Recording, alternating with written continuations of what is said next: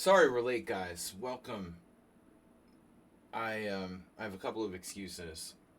First off, I need glasses, and really, when I looked at the laptop, my notebook, I thought it was like 6:28 when it was like um, or 6:32 when it was 6:42. So, secondly, I felt kind of nauseous from something, and I had to make sure I was gonna die first. But no, we're all right. Um, Governor Newsom just tipped 33.67. It's very ironic because you just sent me an invitation to go to your live stream. I was just reading Governor Newsom's uh, invite to tomorrow night's live stream. He's going to be meeting with constituents, and I was invited. Um, it's funny because I bet a lot of money on Gavin Newsom to run for president last election, and unfortunately, with all the Kamala Harris and the last minute replacement for Biden and everything, the Democrats didn't get their shit together. Um, so, well, hopefully we're gonna get a real candidate, but a lot of stuff before that. Um, all right. So anyway, Mr. Newsom has donated 33.67 to bring us up to 1799.1.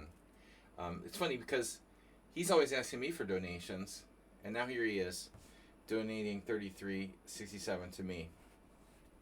All right, we got to fight the Texas redistricting.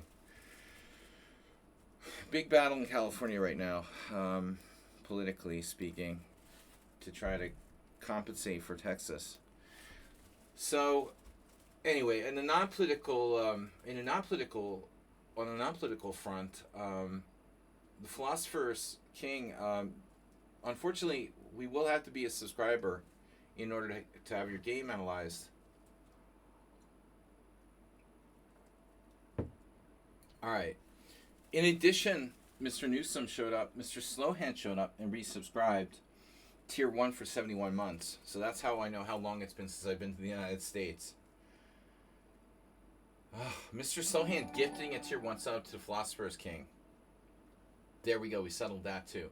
So he donated, he gifted, and he's resubscribed himself. That covers basically everything.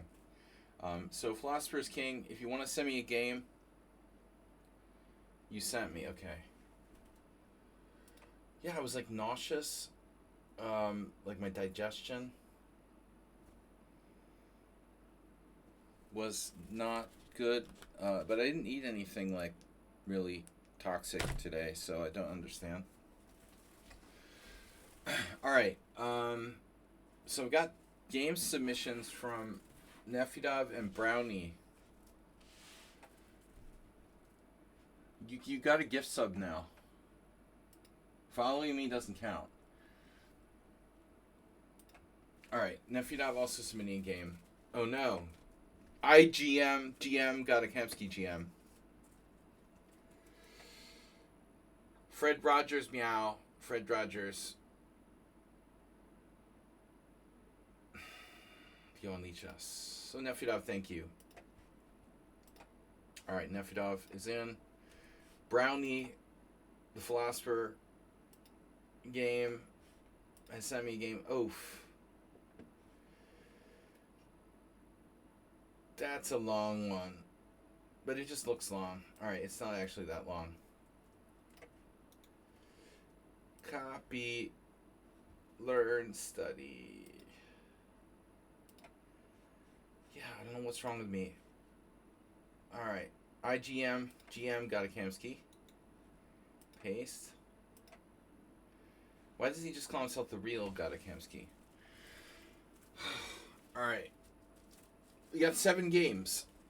Sorry about the late start, guys. I was feeling ill. I hope I don't have to vomit during the stream again like 2 weeks ago. That was like the worst. I think I'm gonna be okay. Alright. I ate a bunch of like peanuts and Apple earlier. I didn't think it would like affect me, but something. Giachil against Asterbait. We've got Erno Garabin versus Yefim Geller.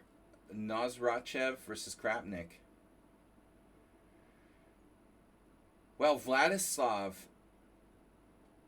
against Krapnik. Marianne Kofer against Redusa. Mule Skinner against Arami. That's like a WFM or something. IGM GK against Sefidov. And Chapter 7. Bijak. Uh-oh. Don't tell me you you sent in a game? Okay. Yeah, he's like chat banned or whatever. He sends me secret chats. I'm gonna type Bijak. So tricky with the multiple names. Keep it in your brand. Keep just in the simpler brand. One brand. I just blocked you. I don't want to compose a message, man. I just want to see his messages. Alright. Wow. Perfect game. Alright, I don't know what's wrong with me today. I just feel like crap. What is going on? I shouldn't feel like crap today. No reason for me to feel like crap today. Okay, so Schumacher should be in there in like 6th place or something. You're actually, were you even ahead of Nefedov maybe? It's probably faster. We'll do the games in order of the people that are here. Asterbate, thank you for gifting a tier 1 sub. Maybe if I put on my glasses, I won't feel so nauseous. God. I hate these glasses, though. I need to get real glasses. Snotbot. Alright. 58 days to go to the World Senior. Mr. Slill bringing us up to 1799.1. Don't forget the .1. Alright, we got 10 viewers. We're setting a world record. Did you hear about the Kick streamer who died yesterday? Whew, it's a good thing I stopped streaming on Kick. This is scary, man. They were like hazing him or something. He did some kind of like 10-day stream where there were other streamers. I don't know exactly what happened, but the dude literally died. Now Kick is under investigation by the French authorities. They were like abusing the guy or something. He had like heart problems. Don't abuse me, okay? So we've got Giachi against Asterbate, Erno Garabin. Alright, we're going to start with Asterbate. So Asterbate is black. Make black great again.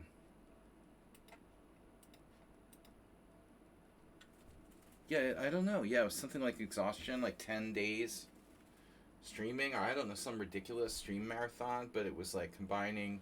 He was like a video game streamer, but they were also doing like gags and stuff live. Alright. Giachi Asterbate. So let's take a look here. This is a short one. So Asterbate, you showed me another game against the same player. C5, knight f3, knight c6. So white plays knight to c3. Oh, this is weird. Asterbate. He literally kicked the streaming bucket. Dude, Asterbate has never played this move. It's not a good joke to die. It's not a good joke about dying when I feel like crap today. I was fine. Maybe I picked something up. All right, e6. This Asterbate never plays. Where's my opening? Asterbate, you never play e6. We have terrible weather here too. Maybe that's what it is. Actually, now that you mention it, like it's like a low pressure system here. I don't know. It's hot, but it's also raining and humid. Very strange weather here. Maybe it's like a front or something that's affecting me. But that's not why I was like nauseous. I feel better now, but my head is like groggy too. I'm just old. Yeah, maybe. Astrobate, you've never played this move. Can I see? You faked him out, though. This is funny. Astrobate playing black here.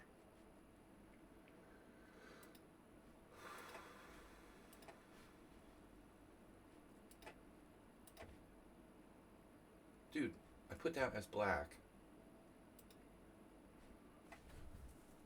Wow, you've played e6 27 times in this position. What? Okay, first off, Astrobate doesn't play knight c6 that often. This is a suggestion of mine. He mostly plays g6 on move 2. But I am actually kind of stunned at this point. He's actually played like a quarter of his games with e6. And the guy, you know, it's funny because ironically against g6, h4 wouldn't be that bad. But this guy plays e6 h4, which is absolutely stupid. Masters database, obviously no games. So here, Astrobate, you're doing the wrong thing. Maybe after g6 you can consider playing h5 as a stopper. But this is so inappropriate that the answer to this flank attack is strike in the center. So there's absolutely no question you should play d5. The only question is when. And, you know, your options include like throwing in a6 first, possibly considering playing knight f6 first. But there should be d5 coming in the next 2 or 3 moves. In the next 1 to 3 moves, you should play d5. So you can throw this in first. You can throw this in first. If he goes here, he overextends himself. This pawn is gone. Or you can just go d5 right away. It's all good. But h5, you're justifying his ridiculous move. So that's very bad. Now White plays an even worse move, rook g1. Karyakin chess, no relation to Karyakin, of course, has played rook g1. It's like White wants to play g4 or something. Total drug move. Knight f6, concretely taking over the g4 square. Of course, rook g1 is ridiculous. White can play any sort of normal move here. d3, position is fine. After h5, White's position is fine again. You justified his stupid move. Anyway, knight f6, rook g1 is really bad. So now it's not a question of h4 and h5, it's a question of rook g1. Which is similar to h4 in the fact that he's taken away his own right to castle king side. He's played a pointless move that is slow on the flank. So I think here again, black should strike in the center with d5. It's not obligatory, obviously. But you'd be fully justified in playing d5. Now, you know, maybe White can castle queenside or something. But again, you're not obligated. Now, this move bothers me a little bit, considering that you played the knight takes f2 against me yesterday in the same tournament. So let me ask you a question, Astrobate. What happened first? Your game against me or your game against this guy? Maybe you beat this guy and then you were like excited about knight takes f2, so you busted down on me too? Phew, this is... I don't know how he's 1900. There might be some drugs involved in the way that White is playing.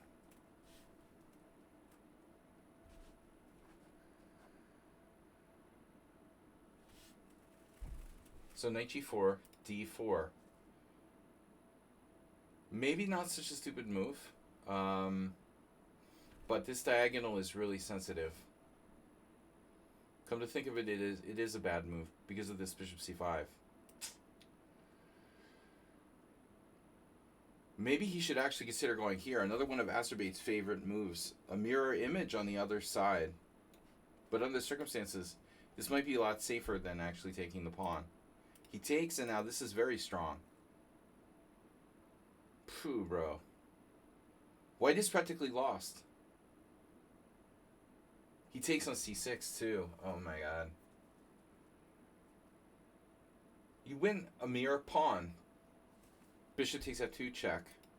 And now watch this. Of course you take with the b pawn. Threatening mate in a few. Check. King f3. Check. Bishop f4. And now I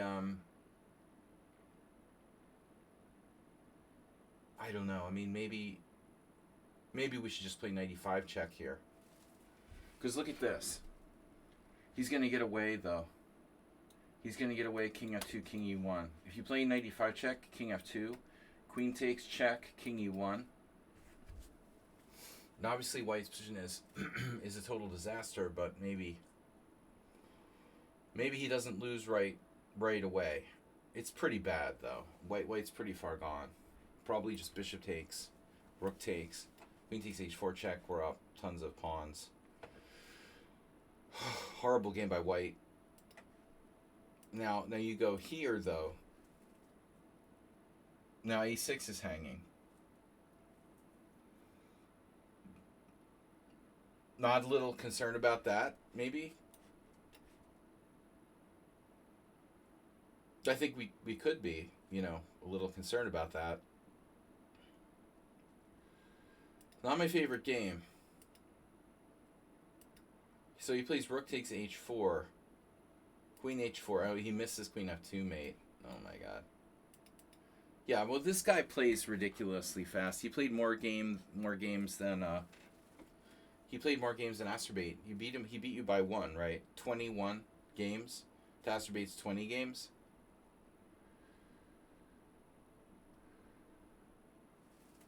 Hotel for 2. Hotel for tea. Yeah, you're not subbed at the minute. Or moment, even. I'm not subbed at the minute. I gotta say, Asterbate, you gotta stop, moving the same piece twice. But in this case, this is a pretty good move. I mean, knight g4, and the way he played it really justified it completely with d4. So I mean, he has the same ability to go to g5 to try to use the g5 square. But lesson from this game is really when White does something crazy like h4 on the flank, you need to strike in the center. And if you really don't like, say bishop b5, you can play a6 first and then go with d5 on the next move. And that's probably very strong. Asterbate gifted a tub. Yeah, actually 2 gift subs from Asterbate. Matty SB and Hotel Not Tea. They rhyme. Matty SB and Hotel Not Tea. I'm trying to put myself together. I was pretty okay today, but we have horrible weather. I felt like nauseous before the stream. Now I feel better. I think I ate something weird. All right.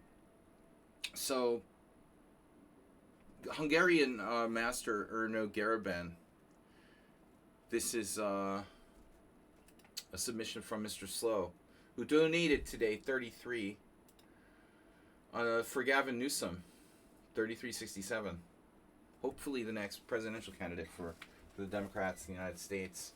I had a big bet at like 14-1 odds for the last election that Newsom would be the Democratic candidate. I was close. It ended up not being Biden. I made a huge bet, and if Newsom had run, I would have won like thousands of dollars. But instead, the Kamala was in there, and I lost, a little bit of money. But it was huge odds too. I had the right concept. I was just a couple years too early. Of course, now the odds would be much lower, as he's a favorite. But anyway, off the political topic, we're going to Garaben versus Geller. Let me add this in the proper way. So we're going to see it from black side. Mr. Slow's been submitting these games from Geller's book, which has been published under a couple different titles. Depending on what language. Uh, Application Chess Theory. Yeah, that's the main title. Although I think I've seen some others. We're talking about gambling. It's better than politics. Yeah, no, I mean, that was more gambling than politics. But you're gambling on politics, so it's both. But it's kind of ridiculous, right? Like, I picked the right guy, but, like, 4 years too early.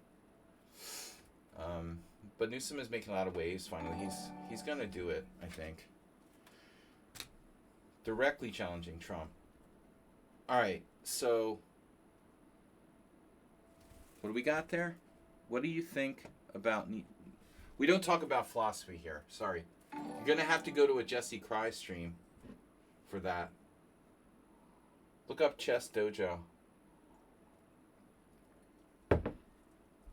So Erno Garibin against Yefim Geller.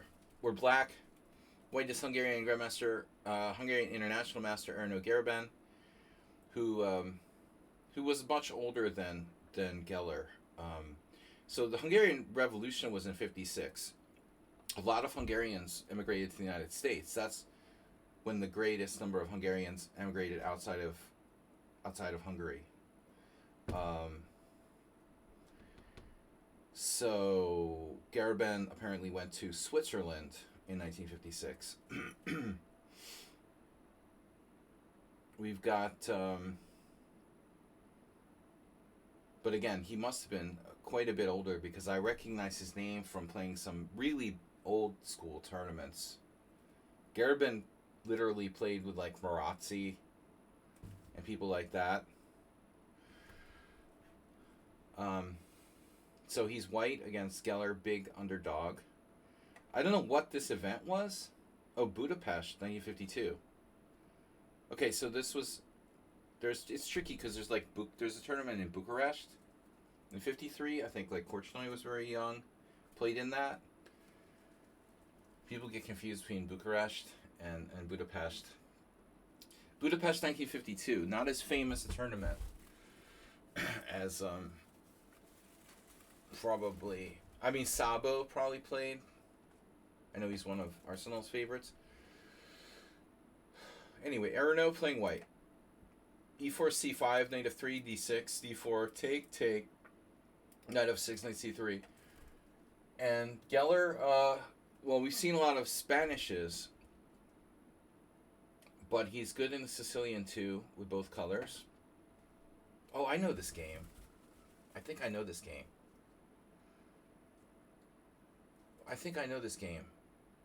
Okay, cool. Yeah, this is interesting because, in those days, White did not play this. White did not play this H3 very often. So it's like 1952. H3 became popular in like 1990.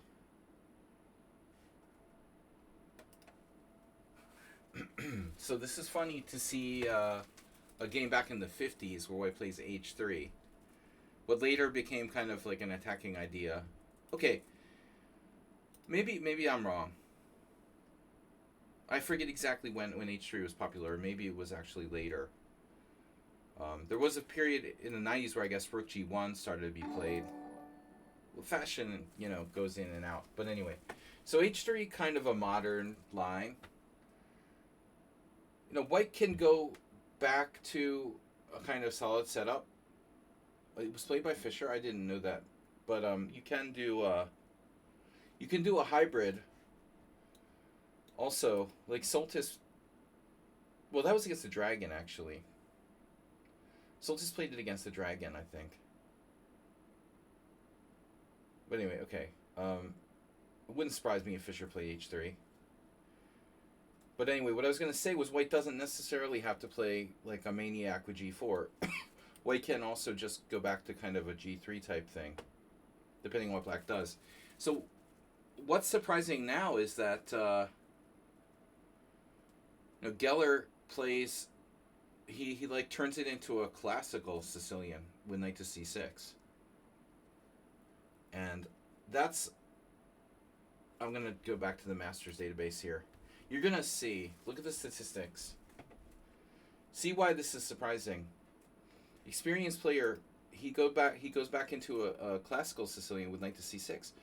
But, if you look at the database, e5 is by far the most common move, and I think it's the best move, objectively. This move controls the center. It's committal, but it's probably best. Black gets enough space, gets their fair share of space with e5.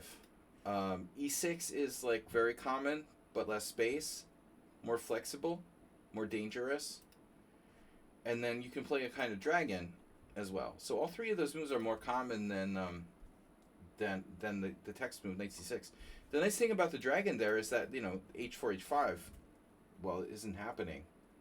White played h3 for g4. So dragon makes a lot of sense against h3. But no, he goes knight c6. I don't know exactly why. If there's like a really big reason why Geller played knight c6. I mean, to be honest, though, my assumption is that h3 was uncommon. Maybe he just played a move. You know what's funny, though? That now that I think about it, in all my years of playing the classical Sicilian, you never see anybody play h3 here. It's never happens. I cannot remember like almost anybody playing h3 against me in the classical. And it still makes some sense. But now, would black play a6, for example? You could play g6, same thing, so you never know. Like, you could transpose. a6 is always a useful move. h3, not quite as much. Knight to c6. Okay, this is unusual for Najdorf players to play knight c6, though. Because the typical Najdorf players are usually putting pressure on the e4 pawn. And if you put your knight on c6, it's in the way of the c-file. It's in the way of a bishop on b7 attacking. It's not supporting d5. Anyway, so it's not really a Najdorf after this. I think that's the main point. So g4. And now e6 would be kind of a normal move. G6, still a normal move. And apparently queen b6 is a good move. But Geller plays knight takes d4. Just trading pieces, which, I don't think it's the best move, but it's okay. Knight takes d4, queen takes d4. So white gets the queen centralized. It can be attacked, and it is attacked by e5 now. Black gets a little bit of space. White plays queen d3, and this seems best. And now black has a very typical choice between like bishop e6, bishop e7, and possibly b5, I would say.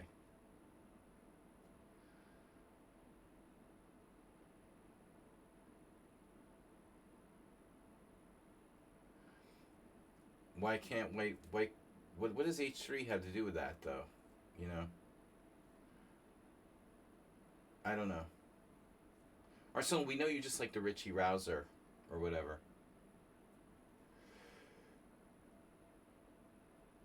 But I suppose white could play knight takes c6. I don't think it's a great move. I'm just not really sure what h3 has to do with this. Claim positional compensation. I don't know if you can claim positional compensation. I would probably take the pawn. It's a central pawn. I mean, queen takes d8 check, king takes d8. What are you going to do? Bishop e3? I'm not really buying it. But, it may be like some compensation. Yeah. The computer says it's plus 0.2. It actually likes bishop d2 better than bishop e3. It's interesting. It's not stupid. It's not stupid. No one has ever played e5 here. This is a theoretical novelty you came up with. It is apparently playable. So, but I don't know. I just don't think that h3 really, you know, has any relevance in this position, particularly. But white might not be worse. Difficult to say that's better than anything else, though. You would trade a lot of pieces.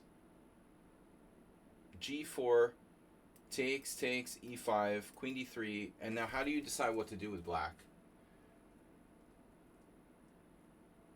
Look at how terrible black's score is in this position, based on 18 games. Atrocious. Yeah, it's a fine position. It's really weird. G4 isn't so great for white. It's kind of weakening, to be honest. Maybe Geller didn't play the best possible way, but I think it's a very valid, perfectly okay way to play. And if I look at the position, I feel like white has just kind of played G4 sort of randomly.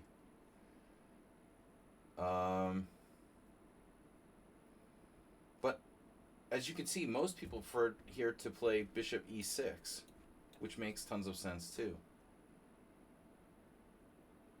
So I don't know what's the difference here in the move order between bishop E7 and bishop E6.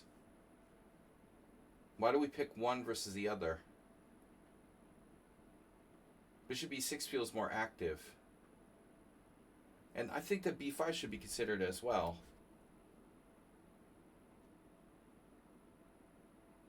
Normally when you play B5, you're opening yourself up to a possible strike with A4. But I mean, this looks a little like a Sveshnikov.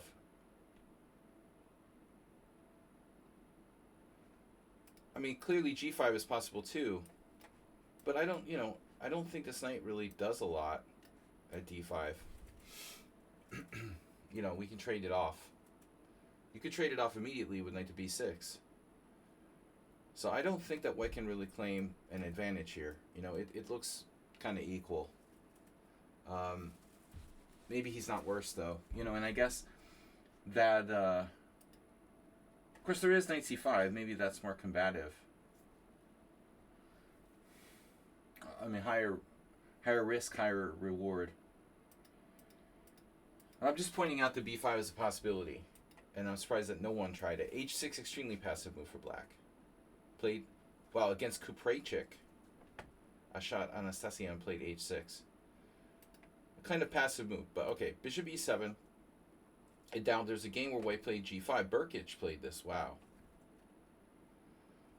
So Berkic is very strong. I was lucky to get a draw against him. But I was white. I was actually, not that it's relevant to this game, but I did play the guy once and I was much better. But I'm happy to take a draw in a team tournament. But bishop e7, g5 played by Berkic, knight d7. This is a very experienced, I think, Ukrainian player with black. Maybe he's not Ukrainian. I don't know why I thought Ukrainian. Could be Croatian. Queen g3, knight c5. I don't think that white won because of the opening. But anyway, I don't know which way to go here. Bishop e7, white plays bishop g2. Well, you'll see this is a very instructive game.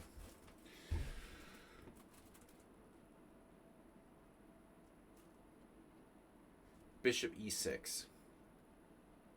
Now we have very typical Najdorf ideas with like rook c8.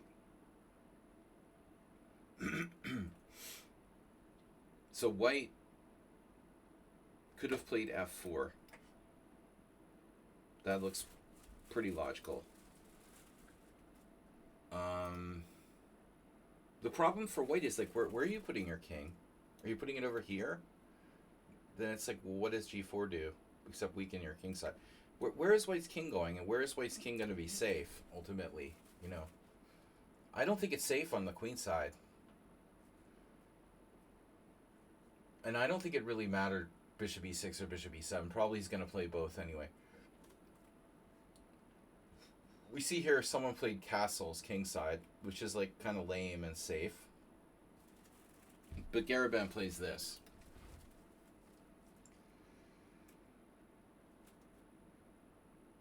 That looks creepy, it looks very, very creepy because you're weakening the c3 square.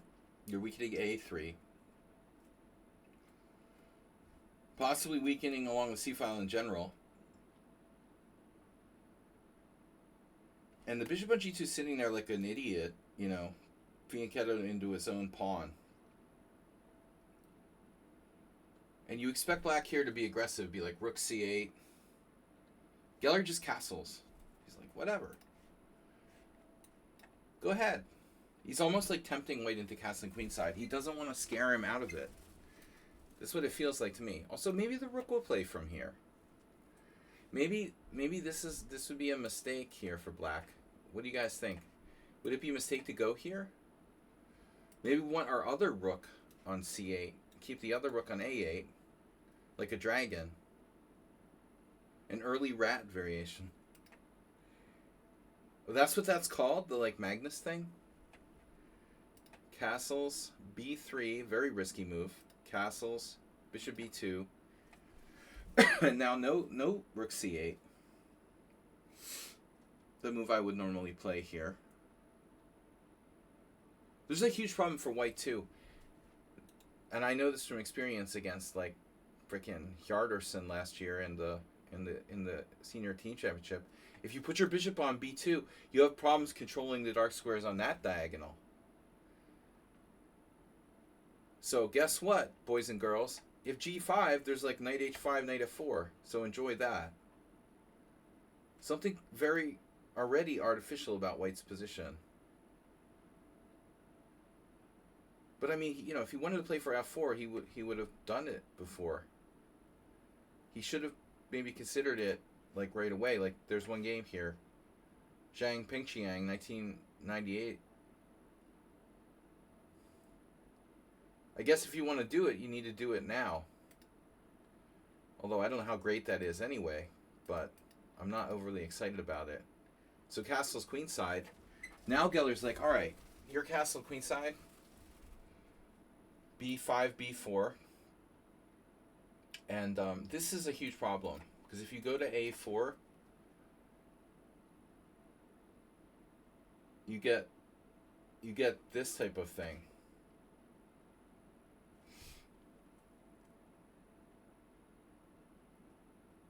One question. There be g5. There be thereby. Well, that's a weird line.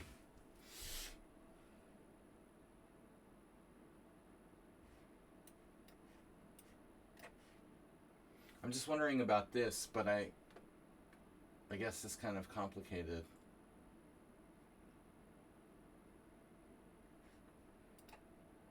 Apparently black's winning. Wow, bishop takes a4. We just win a piece. Oh, okay. Never mind. So, knight a4 is bad because of bishop d7. Knight b1 is obviously lame. Sorry guys, the mouse. What did I do? Snotbot. Alright. So knight e2, normal retreat, a5, and we're just quickly coming down there. This is like falling out of bed in the morning. This is like the best Kira's attack I ever had for black. Or maybe we would call it the most retarded Kira's attack white ever had. I think now he tries the only thing he can try. To be honest, this is the only try. You got to try for f4.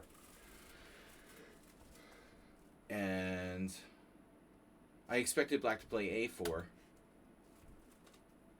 But I guess that's a bit too slow.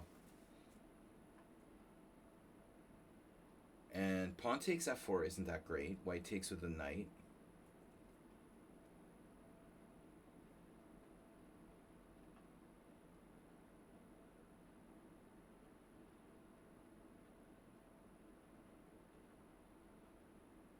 And white does get blown away though. I'm not sure if he has a way to have prevented it. if white has a way to prevent it from happening, he has knight d7, threatening knight c5. And the bishop's not really trapped. It only looks trapped. On f5, we play knight c5, so this bishop can retreat if it wants to. So now white has to place the queen somewhere. And it can't be a dark square like d2 or e3 because he gets skewered by bishop g5. So he only has, b5 or f3 or g3. Goes to f3. Keep in mind, like g3 could also be hit by bishop h4. Also, he wants his knight to have a square at g3, probably. And this is where it gets really nasty. So Garabin is expecting black to retreat the bishop back to d7. Which is a reasonable move.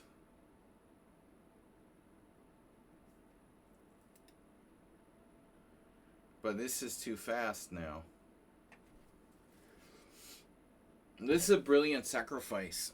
Just offering the bishop at e6.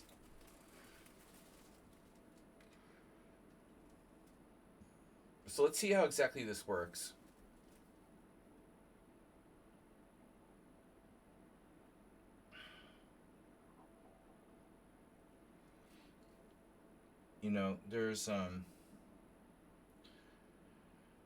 There's bishop takes e5 too.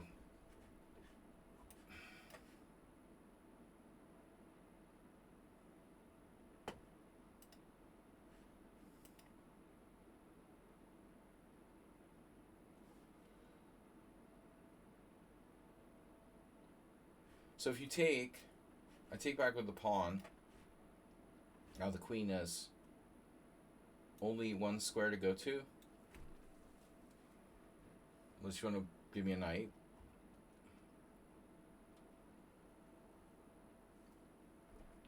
And I remember this variation. Queen h2. And then something like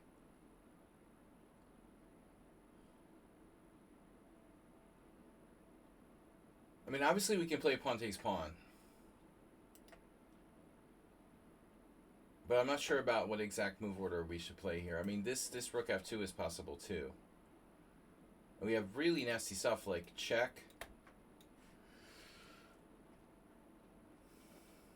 So all of black's pieces are like perfectly placed, but he's down a piece. But it's like it doesn't matter that much. Black's coordination is excellent. This is perfect. This is perfect. This is really good. This is really, really strong. Queen has a lot of mobility. White's pieces are in a little 2x7 rectangle.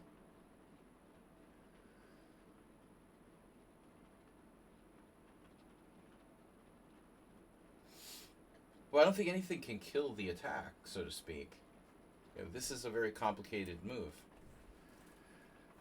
Nothing's killing the attack. It's just complicated. We're still attacking, it's like a counterattack. Black would still have very strong threats after this. But that's just one variation, I don't think that there's any other option, though. We could actually... You could take here. I don't think this is good, though. I don't think this is good. Takes f7, rook takes, queen g3. We can do similar stuff, though. It's totally possible. Evaluation here is winning for black as well. So here it's like 5.5. In this variation, 4.6. And, it's funny, Arsenal mentioned knight f4. That's apparently white's best move. but he's still lost. That would give you the e2 square. You know, now you could just be like, you know, equal material. Well, down a pawn. White would be what down a pawn? Yeah. But it's still apparently losing. I mean, white has a really bad piece. The bishop on g2. It's a catastrophe. So a4 is very strong, and I don't know what the best move is for white. He's like losing, so this is actually his best move. And obviously here it's even tempting to take on h4, but that would give white counterplay along the h file. Yeah, I mean the whole game is like white's down a piece because of the bishop on g2. The bishop on e7 is also bad, but it has that potential. h4 is good in the sense that he stops black from that bishop g5 thing. So h4 looks like it's like a pawn storm, but it's more about like stopping bishop g5 check. It's not so much like white's doing a pawn storm. He's tactically like preventing bishop g5, which gives black a lot of energy. And on this type of move, you know, there'll be the h file.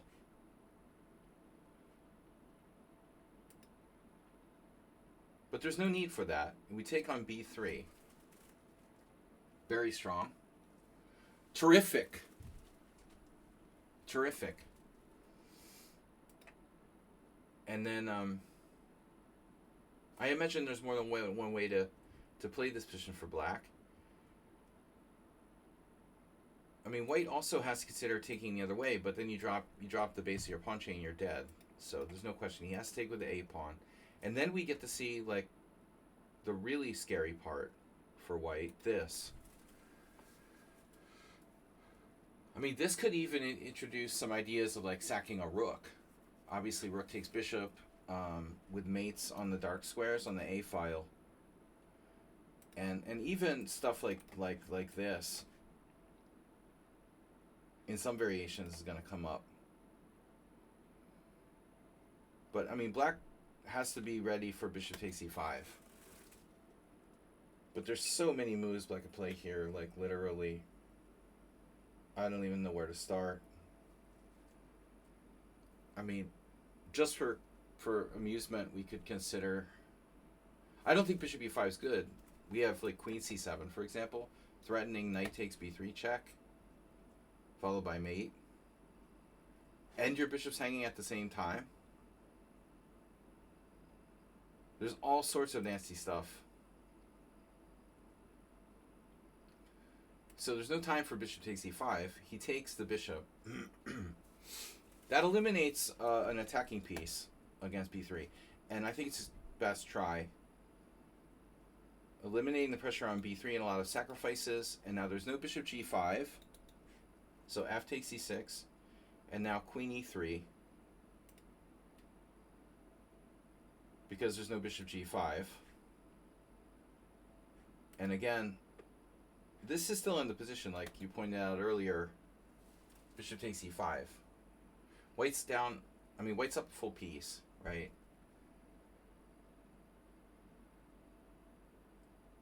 But this rook takes b2 thing is really close to working. I mean, black has to look at even this immediately, but it's not enough because we can't get to the a file fast enough.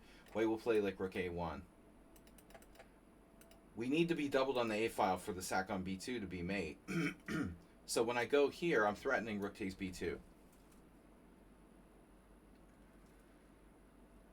And that's like crushing and devastating.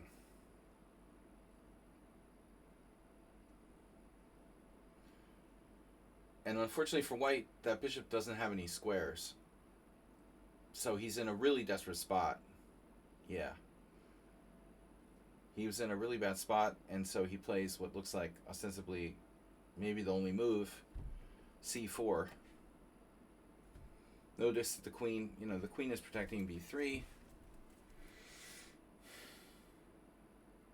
No immediate knockout, but okay, we sacked the rook. Now we've sacked the whole rook. Rook takes, queen check, king b1. Now why king b1, not c2? Because if king c2, here, check, king c1, and this. So he has to go to b1.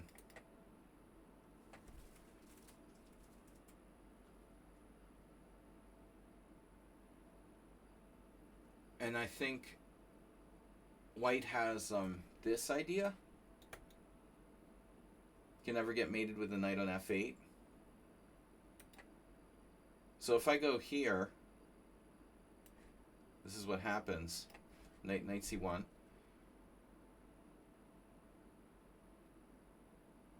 But I have a question. Okay. What's wrong with this?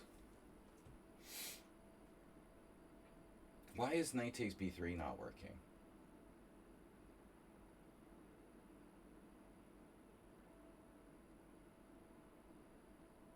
I mean, it looks strong.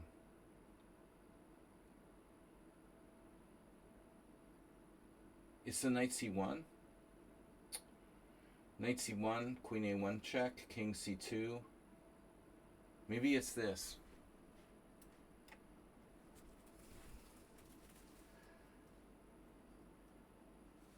No, you mentioned rook d3. Okay, is rook d3 anything?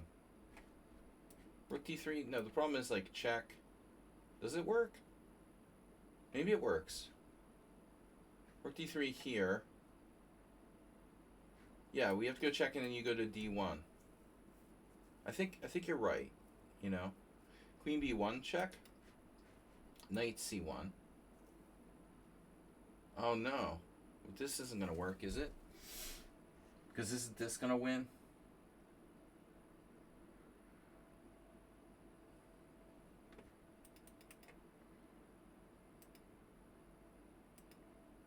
Well, let's see my other variation. Knight takes b3, knight c1. Check, king up. a2's guarded. Oh man, we have some really nasty stuff here. Knight takes c1. Rook takes c1. Knight takes c1. Queen takes c1.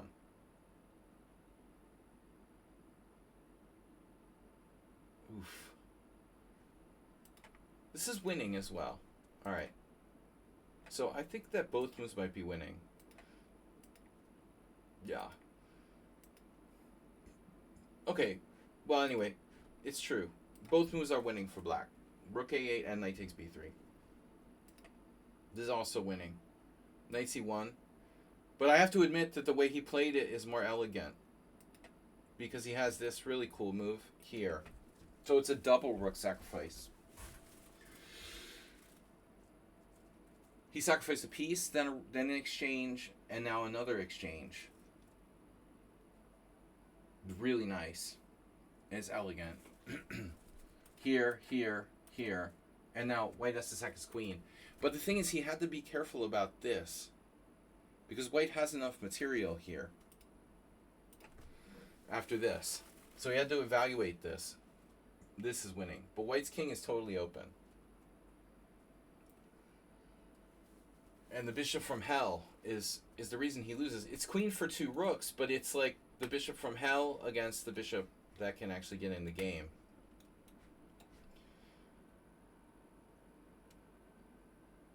The little bishop that could. Rook d2, queen c3 check. Here, check. King b2, queen a3 check. King b1, b3. Now, he's still hanging on. Watch this. Here, here, and then here. So h4 is not hanging. And he has the idea of bishop h3. Bishop d8.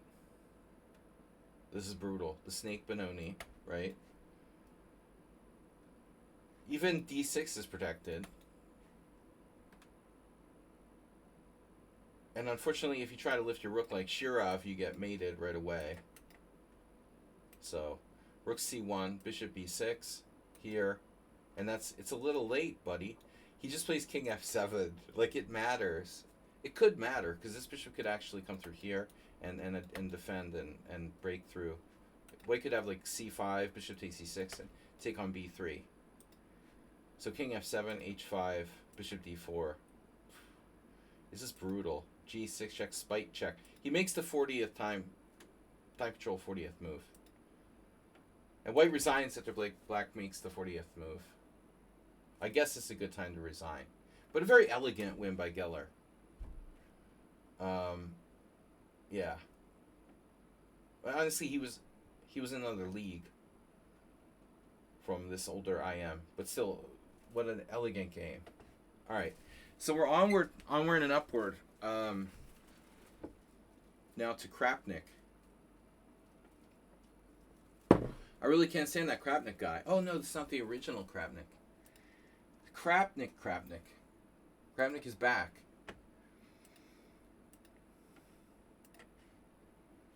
Vladislav Nazdrashev, 1745. He's a little underrated.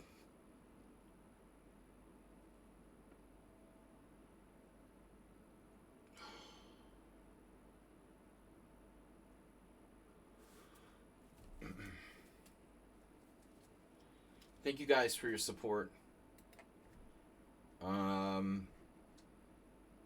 We had follows from a bunch of players. Mantra plays chess. The Sonics. Luigi. OG Prince. Asterbait gift sub. Mr. Slow gift sub. Riz Wolves has followed. So this is one of our favorite players, Krapnik. Versus Danny Trash. Practicing always. I don't know. Alright, we're going to try to get... Maybe that's the last game for today, guys.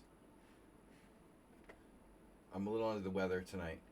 E4, E5, Knight F3, Knight C6, Bishop E5, A6. I guess this is a simul, right? Or was this in a tournament?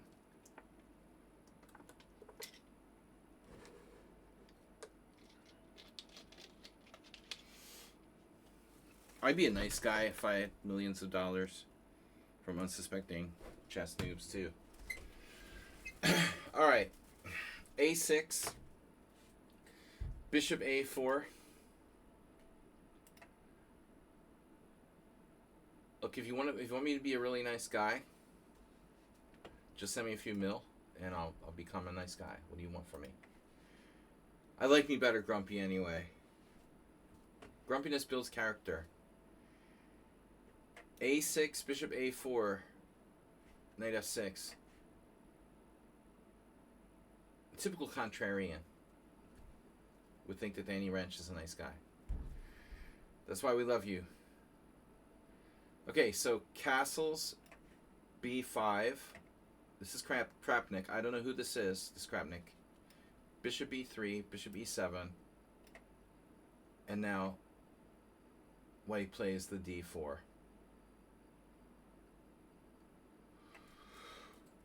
Oh, man. Yeah, D4 is very rarely played line. But what's freaking me out here, guys?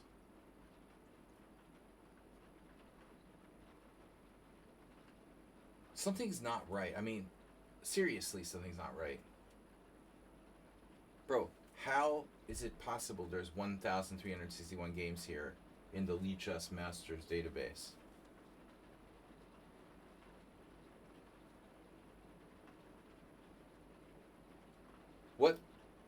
What are you talking about? Like, the freaking Spanish? I realize that, you know, you're not playing D6.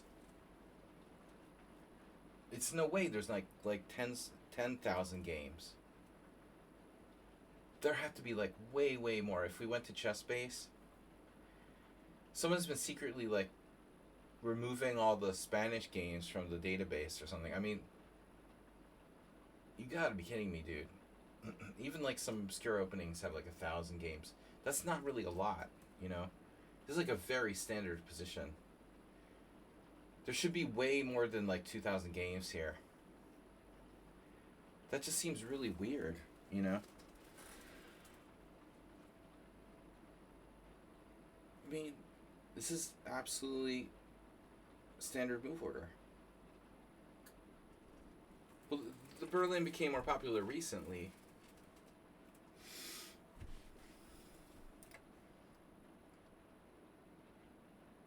Oh, okay, that's what it is. It's your move order. Yeah. Okay. No, my bad. So you play B5 early. Okay.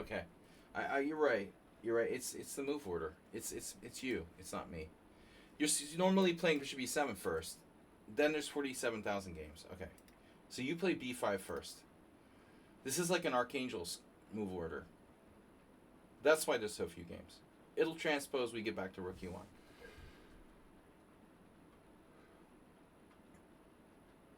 I get it. I didn't know you played this move order. I've played this a bunch of times in Blitz, but that's why there's so few games. And so now, normally black plays the Archangel's defense with either bishop e7 or bishop c5.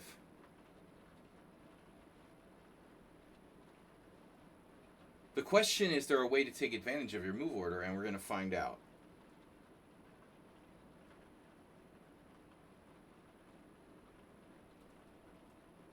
So I played bishop c5 for the most part. It's a lot of theory in Archangel's. But this move order, okay. and interesting. So rook e1 is the most common move, which will transpose back, and now we'll see a lot. We should see a lot more games. 27,000, 20,000. There you go. Okay.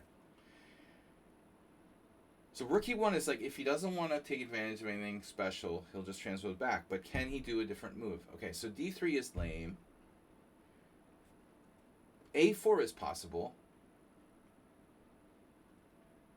And, you know, maybe queen e2, but that's... This is the one independent possibility, really.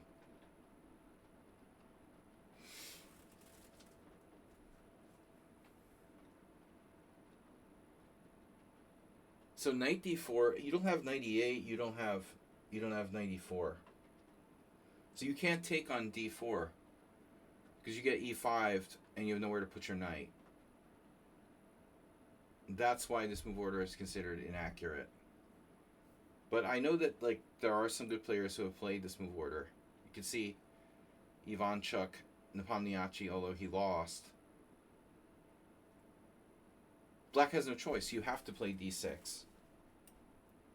So there goes the Marshall. If you wanted to play the Marshall, that's out the window. The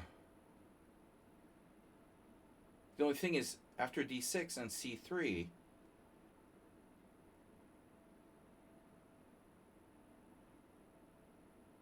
no, wait a minute now. If d6, c3, do you have bishop g4? D takes e is lame. That can't be anything. c3 is critical.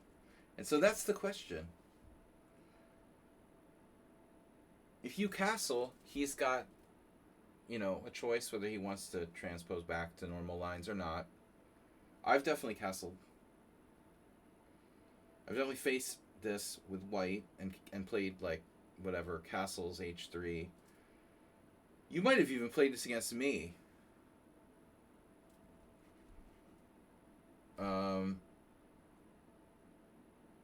But this move,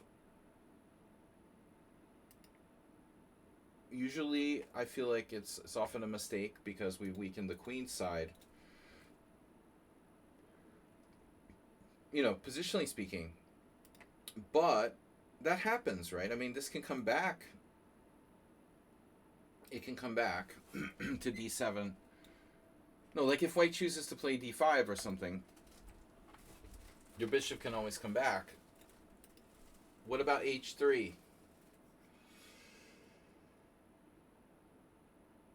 If he plays h3, you take.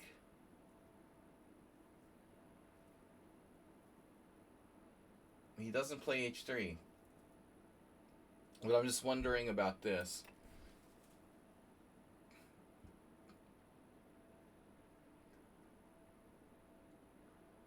There's a real dichotomy here where black has chosen bishop h5 and bishop takes f3.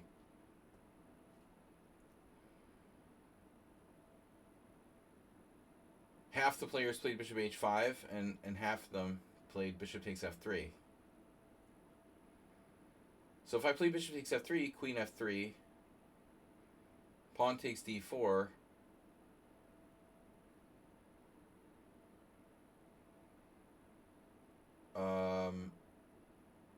It's a pawn sack, but might be a good one.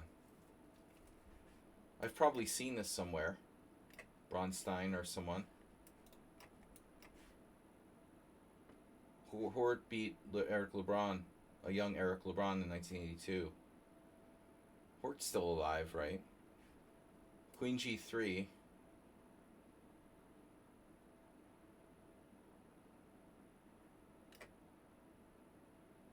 King F8 was played here. Jesus. So what do we do? Yeah, I mean, it is good compensation. Black has never won a single game here. White has 63% in this position. But if you don't take the pawn on d4, you just don't have a light square bishop. So it really doesn't seem like there's another option at that point. The other option of bishop h5, here's another game, Kavalek Hort. This is like the Hort variation. Bishop e3, that could transpose. Bishop e3 castles. Knight on bd2. It seems like here's a recent short game from 2017. E takes d, c takes d, knight a5, bishop c2, c5, rather typical kind of line. d5. Well, something like you might see Geller play. All right, so I don't know. H3 feels kind of like an acid test, but there's definitely nothing wrong with d5 or bishop e3. What am I getting? Another game? All right. Guys, this is the last game I'm accepting today. No more late entries. Add a new chapter. All right. Why is that chapter 9? Why is it chapter 9? Where the hell is chapter 8? There's no chapter 8, but there's a chapter. Oh no, that's so chapter 8 is chapter 7. They're fucking confusing me. Chapter 8 is chapter 7. The new chapter 7. All right. Of course. All right, Krapnik with d5. I think we're happy to see d5 because our bishop wasn't forced to make a decision. That's the thing that bothers me about your position. The bishop on g4, and that's why I like h3 best for white, Arsenal, because I feel like it puts you to the question. You got to make a choice. Are you going to go for the compensation? He has compensation for the pawn, or are you going to put your bishop on h5? I feel like that puts pressure on you. Here, it's easy. You know what you're going to do. And you don't have to commit your bishop to h5. You can bring it back on this. You can bring it back on this diagonal. This could transpose to a normal line. Yeah. I don't know if it transposes or not, but you have to know this. You should know this, that you have the square c4, so b4 is not a problem. But you have to destroy his center.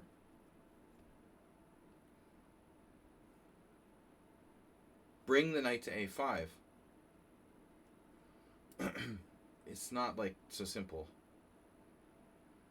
Black's supposed to play c6 in this type of structure. But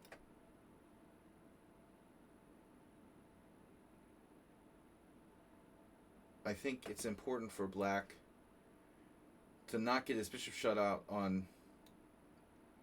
It's important for black to not get his bishop shut out on h5. So here's a bunch of games. We played h3 in all of them, and they all play bishop h5. Why do I have to play bishop h5 though? Why do I have to put it on a short bus?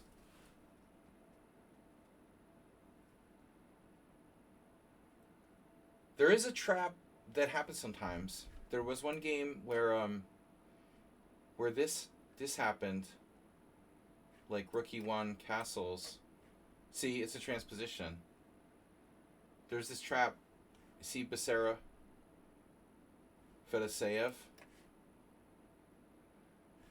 It's like take d6, and this is actually theory. But your position is different because you're not castled and he hasn't played rook e1. But I'm thinking like, okay, why can't black play in the same spirit here?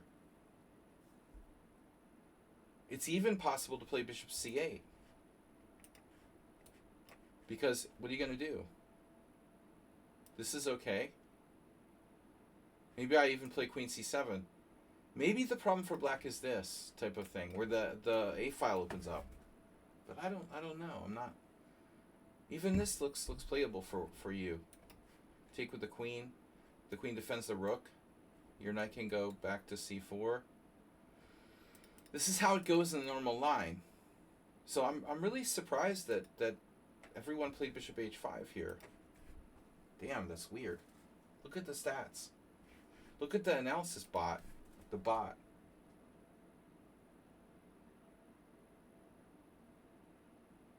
Four out of four players played bishop h5 here, and it's clearly the third best move, according to Stockfish.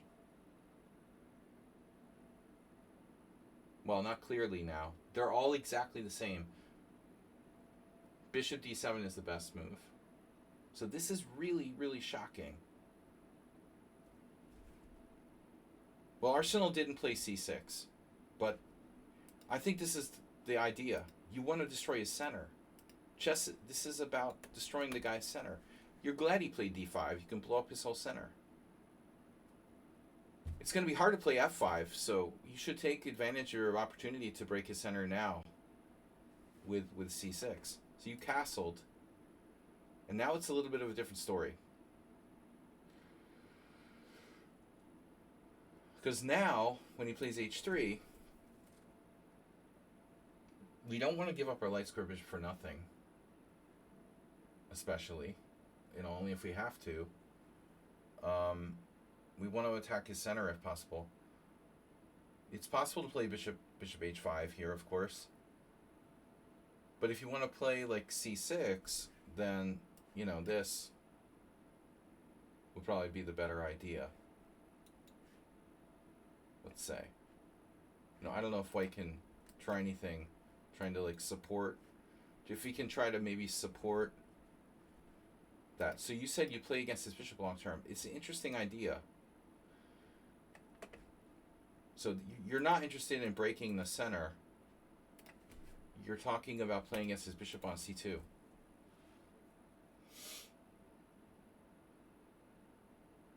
Now, one idea that works is trying to trade off his other bishop with bishop g5. But I do have to caution you that if he takes away your ability to go to c4, we're talking about fianchetto knight land, on the queen side. This is like the bane of all black side of the Spanish players' existence.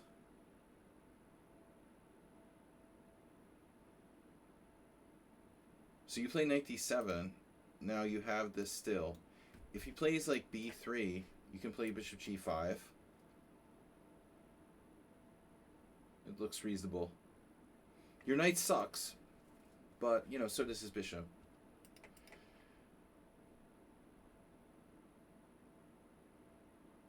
So he plays knight d2, taking away knight c4 or discouraging it and blocking this exchange. You play bishop g5, he plays a4. And now this is where it could get tricky because you don't have a light square bishop. But you have an interesting possibility now to go with two knights against two bishops.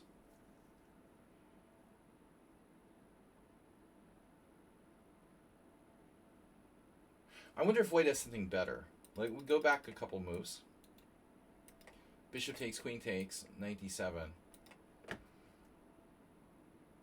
Could he possibly prevent you from playing bishop g5? Because that'd be what I would want to do. Prevent anything good for the opponent. So I would argue, Okay, we'd like to play. I'd like to play G3 and H4, but I don't have time. You know, if I try to play G3, you smack me with that. I can't play H4. It's a pawn drop. I don't see how this could work. But you could play with the queen. You know, something weird like queen G4, for example. Exactly. Exactly. This is what I'm thinking. Stop bishop G5. Now you can still try. You can't try H6 actually. Okay, it's an interesting position. H6 idea bishop G5 doesn't work because if bishop takes H6, you probably have to play like king H8 now. Well, F5's crazy.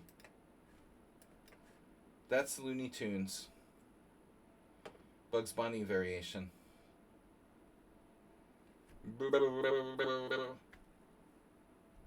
We'll send you to the crazy house. After that, might be a little optimistic. You know, you might want to remind yourself that you don't have light squared bishop. Something could go wrong here. But anyway, I think that's a really cool try for him. The way he played it, though, gives you an interesting opportunity here. You could, at some point, actually try to play with 2 knights versus 2 bishops in a closed position with 16 pawns on the board. I think this is a reasonable thing to do. You know, but of course, it's not necessary for you to do it right away. But that's a possibility.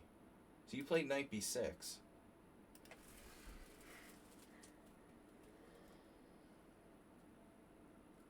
It's the knight on a5 that's really fucking us up, you know, so I think you need to consider this. Takes, knight c4, bishop c1. Now at least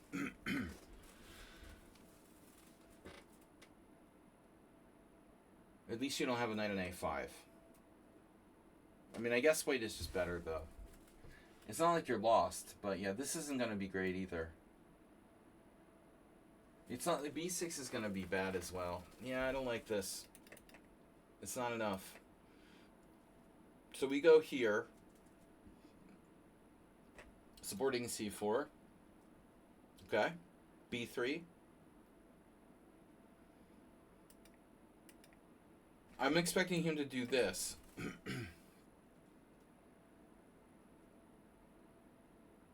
Kill you. I kill you. This could get really interesting, though. Now you still have this c6 idea. Don't you have c6? Oh, you're kidding me. You're like a tactical machine. Takes here. Oh no. Rook a8, knight takes d2. Oh my god. Yeah, that's a nice one. Wow. You have that. Yeah. So he plays b4. Uh-oh. Yeah, you take and you can support it. Now you have a really good outpost. Oh man. Yeah, I don't know. I don't like b4.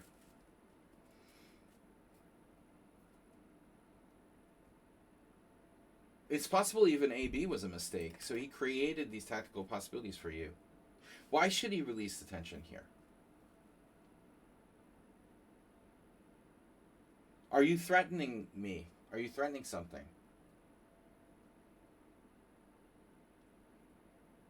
I don't know what he should do, but I just don't know if he's really gaining anything. I don't think this guy is like the most prophylactic player. What if he played this, for example? You know, like tickling your pawn on b5.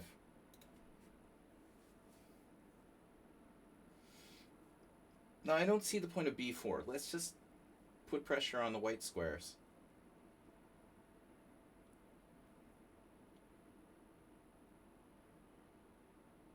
I mean, you can do stuff like just there, for example. Oh wow, c6 talking about tension. c6 now. But I'm afraid we're going to melt down like the Wicked Witch here. Takes. takes, takes. We're eventually going to lose something somewhere if we're not careful. So I was thinking just queen d7. What's the evaluation? Oh, he's winning. Shit. He's piling up. He's piling up on that b5 pawn. Damn, dude. Queen e2 is like the best move. Fuck, I'm a genius. Yeah, he's just not patient enough, you know? You got to be really patient, and he's got to take advantage of you on the white squares. This is just like releasing the tension, playing b4, a forcing move, but now your knights have a great outpost.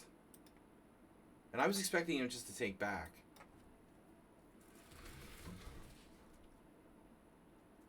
Why doesn't he just take back? Why does he have to be fancy with like b takes a? If he takes back, you go here, you have a great outpost, but your knights are redundant, you know, so it's not so easy. I guess he doesn't have a good square for his bishop. You got your trick again? You got your trick on? Oh no.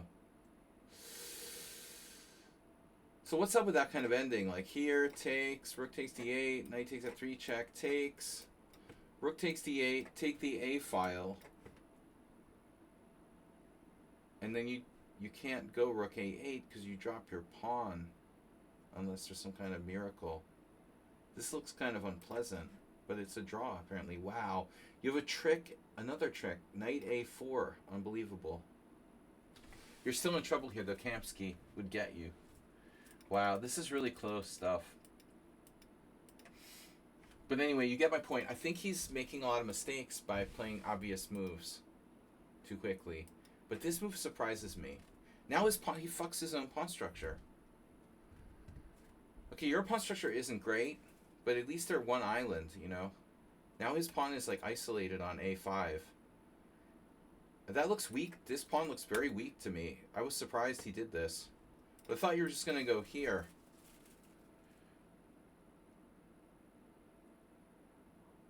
Why don't you just play knight c4? Am I missing something? You think he has an answer, like bishop d3 there? Maybe. He has bishop d3. But I mean, okay, bishop takes c1. Rook f takes c1. It's probably a draw. This is likely to end up in a draw. Like, we get it really down to one, you know, symmetrical formation of pawns. I mean, neither side is that much better. But anyways, so he takes, you take. What if he takes here? He's dropping a rook. Okay, he has to take. So you get similar position, basically. And now, instead of playing bishop d3, he plays queen e2.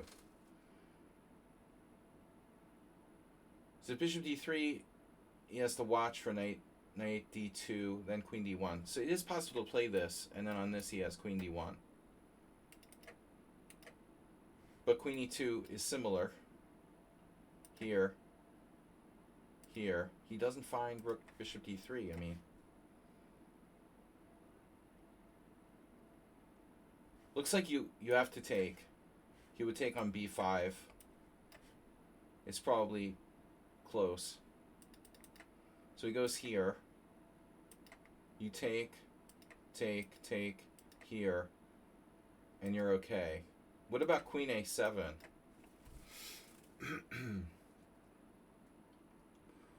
I gotta say, I like the dark squares.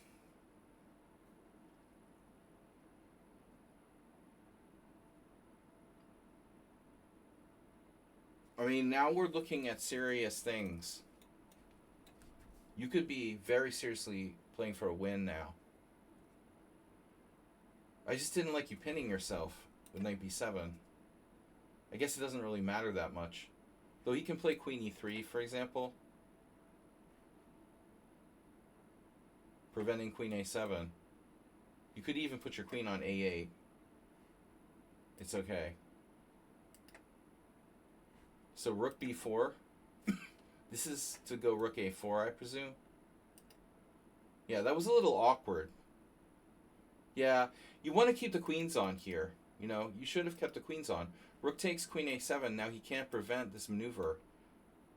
He could try queen e3 if he's really a coward.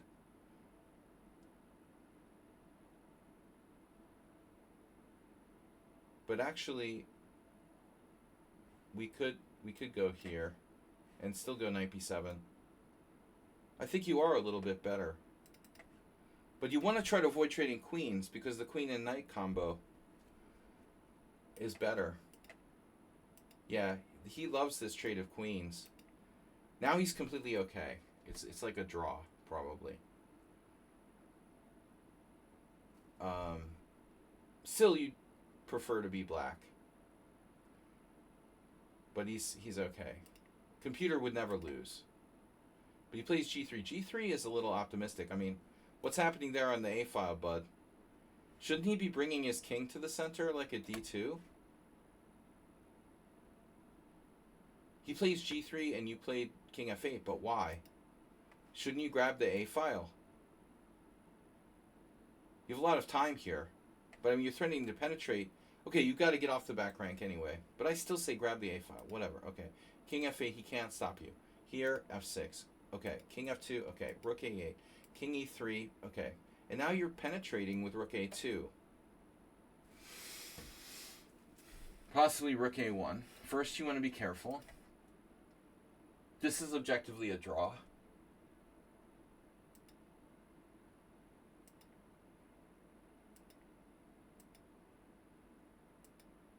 Yeah, I mean, I don't know. I'm not putting my pawns on white squares voluntarily. But I guess he figured it didn't matter. Like, you're not going to get over there and attack h5. But is that true? Can't you just play rook a1, rook h1? That's what you did. Oh, man. Yeah, I mean, he shouldn't play h5, obviously. So he just has to, like, hang out with his king or something. You know, like king d2. King d2, rook a1, rook b1.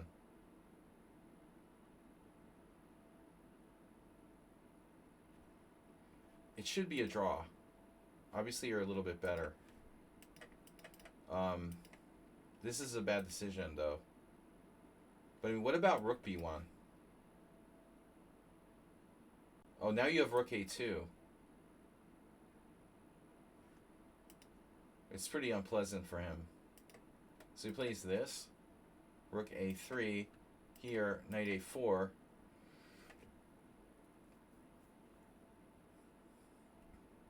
Now he's getting really desperate. And this is his idea, I guess. He was trying to go for that. Oof. He has time for rook g8. He doesn't do it. Bro, what's happening with rook g8?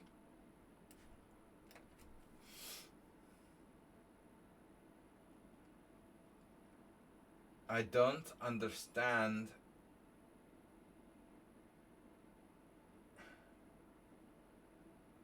I mean, it's maybe you're not in danger, but what's up with this?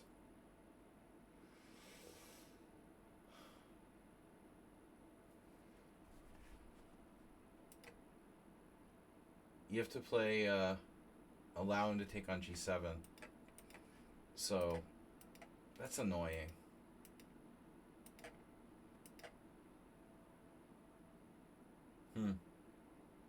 Yeah, I guess truthfully it's a draw.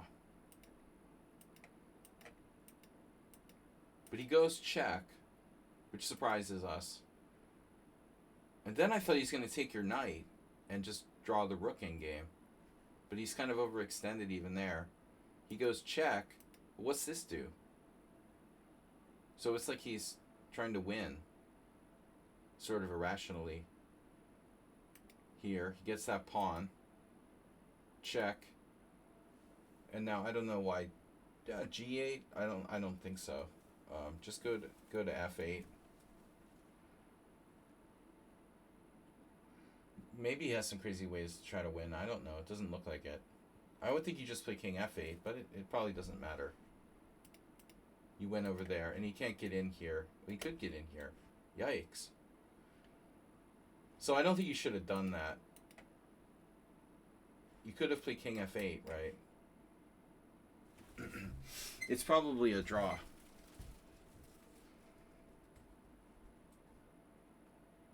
Better to play king f8.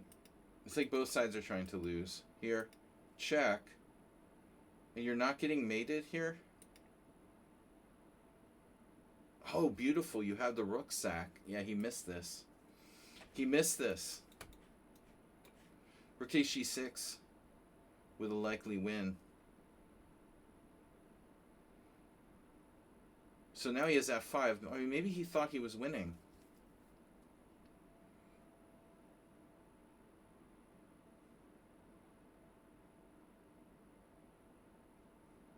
You can't be sacking a rook.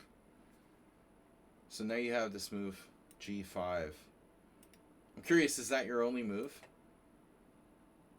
Oh, you're actually lost here. Wow. So he actually got you in time pressure. Yeah, king f7. King f7 is a draw. Check. King f8. Computer still thinks you're better there, but I don't really see it. Like, how are you playing this for a win? It's going to d8 and giving him the g7 pawn. Oh shit, you have this combo. You could have gone to d8. You could have gone to d8 and okay, you guys are making mistakes and time pressure. You could have gone back the other way. He was trying too hard. You were a little bit trying too hard, but you were kind of just should have taken a draw there. You got lucky. You're probably losing here. Uh-huh. Wow. h5. What is this? Oh no. Oh no. Oh no, Mr. Bishop. But wait. What happens now? He lost on time? White resigns. Wait.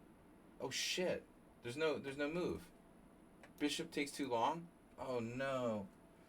There's no g7 check. There's no bishop e8. He probably hallucinated. That's so sick. Yeah, rook c3 was... I was expecting that to be a resource at some point. So... Alright. Onward and upward. Good game. Of course, you know, like my simuls, it turns into a shit show in time pressure. So this is Redusa here. Reduso. Yule Skinner. Schumacher. If Redusa's not here, I'll do Schumacher first.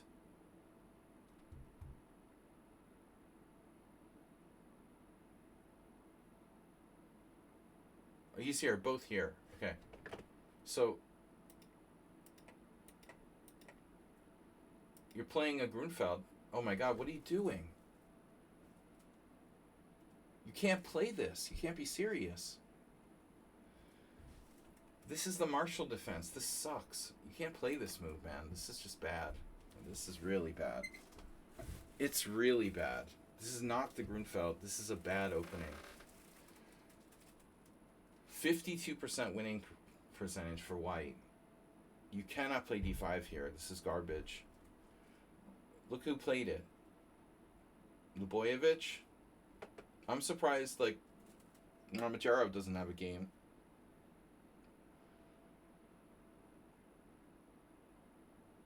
You just can't do this, dude.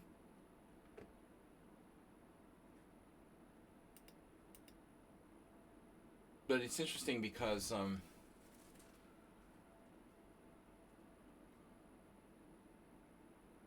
white might be able to try h3 here as well.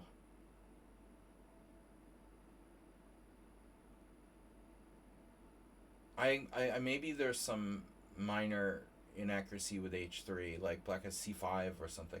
So anyway, e4 is best.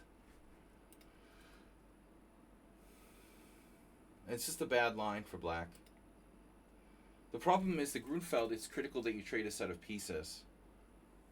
But I don't know why you would play this. You seem to know your openings with white very well.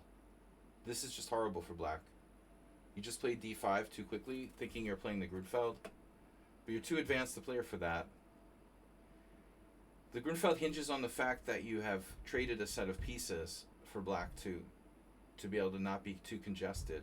But here you have all the pieces on the board and white has this optimal center. It's very bad for black. But white needs to know what they're doing. So h3 is the main line. For a reason. Because this bishop now has no way to develop. It can't go to b7. You know, f5, g4. All the good squares are gone. The bishop will just sit on c8 and not be able to really enter the game. So this is an inaccuracy by white. Bishop e2 is weird. I mean, you have to know to play h3. It's probably still much better for white, but not as good.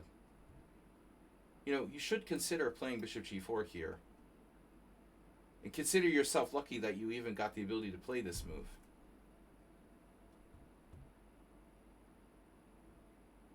Yeah, I mean, I don't know what black should do.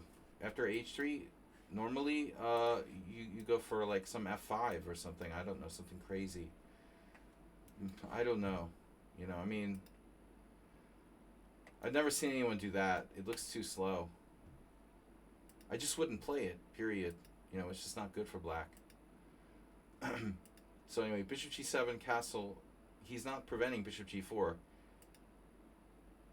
He still doesn't prevent it. I mean, you have to play bishop g4. There's a game here where someone played c5. Okay. So you have two moves now. This might be even better.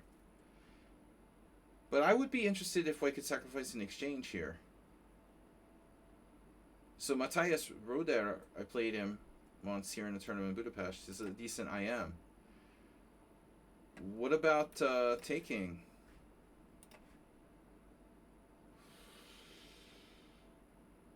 Zero,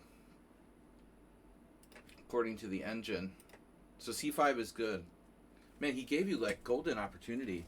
This is a fast game, right? 5 minutes. 10-minute game. 10-minute game. White's play is horrible, dude. He doesn't punish you. So bishop e3 doesn't actually prevent c5. He thinks he's preventing it and he's not. If you can't play c5, you should probably try knight c6. But also bishop g4. Anything to get your pieces out. Not this, though. This is the worst move. Now your bishop's blocked. Black is clearly worse. Like negative 1.5. This is terrible for black. Here. And now he should absolutely play h3. If you don't have c5 and you don't have e5 and you can't move your bishop, you're like strategically lost. I mean, Botvinnik had some game like this in 100 selected games, where his opponent played a very slow sort of position like c6 or something. But this is torture. This is slow torture. I mean, black will never be able to equalize. There's no way. If white is a competent player, you'll be tortured for like 50 moves here. Never going to be able to equalize your position. So, yeah, this is a typical idea like bishop e6. White can play b3 and take away the c4 square. That should be considered. Here, maybe you have a5, a4. You can try to get some sort of counterplay. Maybe white has other ways to do this. Knight e5, knight fd7, and then maybe f4. I imagine white's still better. It's a pretty large advantage. So let's see what he does. d5 may not be bad, but keep in mind that you will have a break.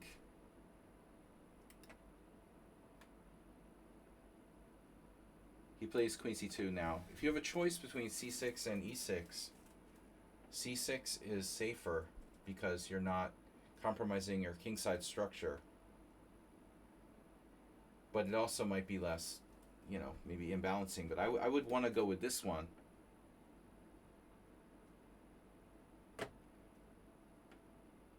He kind of has to take. You take with the bishop. You have pressure on e4. He can attack your queen, but it's not such a big deal now. I don't think this is that bad for black. At best, white has like a very small edge after something like 95, if that even works. Wow, you have a tactic. Yeah.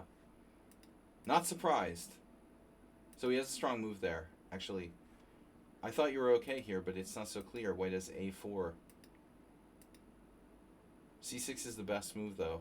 So c6 takes. Rook fd1. I don't know. Queen e8, queen b8. White has a4, apparently. This is really squeezing black. But that's the problem. You have all pieces on the board and less space. That's why you have to trade pieces in the Grunfeld. Botvinnik would kill you. But e6 is even riskier because you're weakening squares around your king side. Yeah. So now there's like knight d4, knight g5, rook d1. Yeah, okay. So you get this bishop c4, but it's white's bad bishop anyway. What's up, Chess Zebra? Feeling stripey today? Yeah, a4 gains space and threatens to dislodge b6.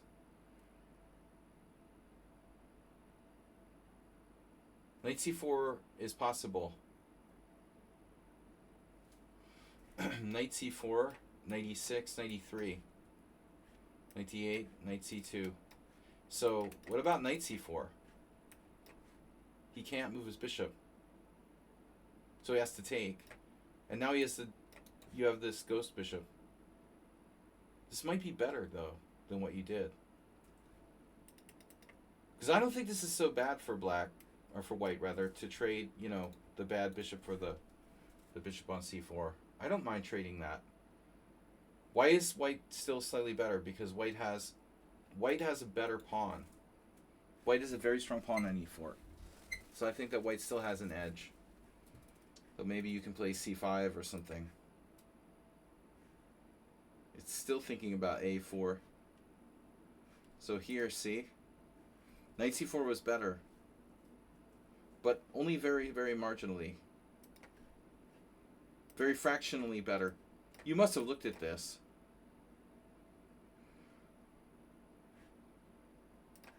Okay, it's a reasonable move to trade pieces. Rook d1, queen e7. This is good. Pressure on e4. And that's a catastrophe for white. Clearly he doesn't want to put another pawn on white squares. So, in fact, the engine was like rook e1, wasn't it? It was putting these guys like that. This is better. Yeah, rook e1 would be a very solid move. He was nervous about his knight on d4. But still, this is logical. Also, this rook, maybe. And that way, if you move the queen, then he can put this rook on e1. Now, it's very solid for white. But yeah, f3 is not good. Not really. This combo, So now you found the tactic. Not surprising. Very strong tactic. Knight f4. I'm looking toward the king side here. You kind of cashed in with knight takes c3. I was thinking you have something maybe against his king side.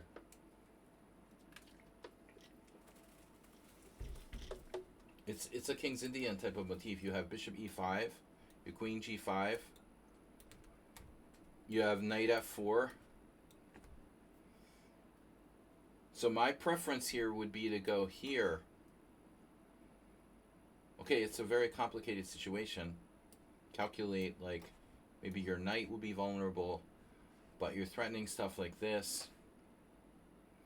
Possibly he can get out of it by trading pieces, you know, take. But still, it's very complex. Like this variation, for example, you end up like winning a pawn with knight takes d5. So let's see.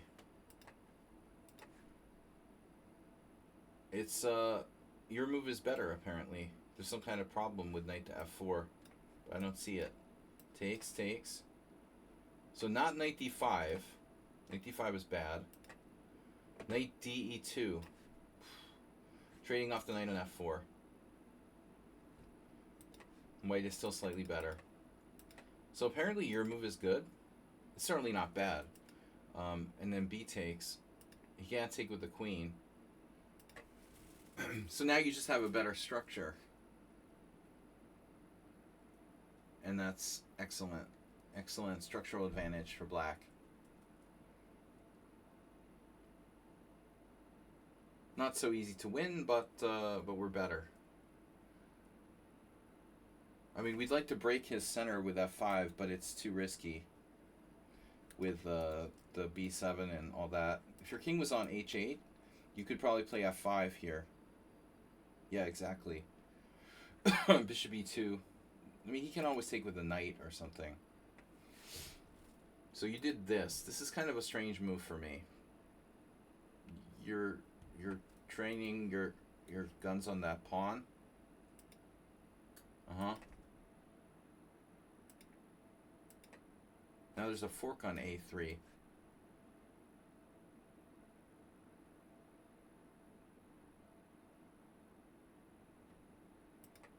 So, very impulsive decision by white now. You played c5. First off, he could play rook takes b6. And if pawn takes b6, bishop takes c4. And if pawn takes d4, pawn takes d4, this is quite interesting. Might be a reasonable exchange sacrifice for white. Ooh, white's winning. Oh my god. White's actually winning there. Crazy. So he had this. You can take with the queen. And this way's better. Bishop takes, c takes d4, c takes d4. And white has compensation for the exchange. Big pawn for the exchange.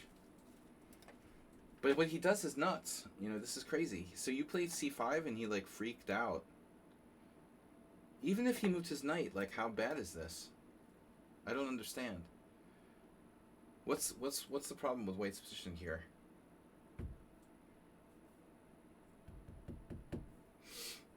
He's got the d6 square. e2's protected. This even protects c3. What are you going to do? Take? That's fine. I have tons of counterplay now. At worst case scenario, this is a draw for white. White's still got two bishops. He's fine. This guy just totally freaks out. He takes like he didn't see knight a3. That's the impression you get. That he missed knight there. But then you're like, well, wait a minute. Why didn't he play this then? There must be a problem. He saw knight b5, but then he rejected a6. This is covered. You're going to defend your knight. And knight c7, you have knight a3. And knight d5 doesn't work. So I guess he missed knight a3, and he's just busted. You know, he's losing an exchange. So apparently there's a save for white here. Look at this. The line we said, here, here, here, here. And unbelievably, white isn't lost here. Wow. He can give up an exchange. Oh my god. He's not, because he's also attacking your rook. Oh my god. So takes, knight b5. And then on a6, he has a hit on your rook. And he's still okay. Knight a3, queen b2. Knight takes b1. You can't play knight a8. Oh, this is weird. So it's an exchange sack after all. Queen takes b1, rook c8, knight d5 with a big knight on d5. He gets b7.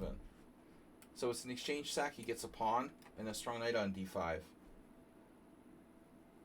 Yeah, but I mean, what he did is nuts. He just folded. Rook takes b7, giving up a whole piece. This is really insane. He's got nothing. I don't get it. He just sacked a piece for 2 pawns.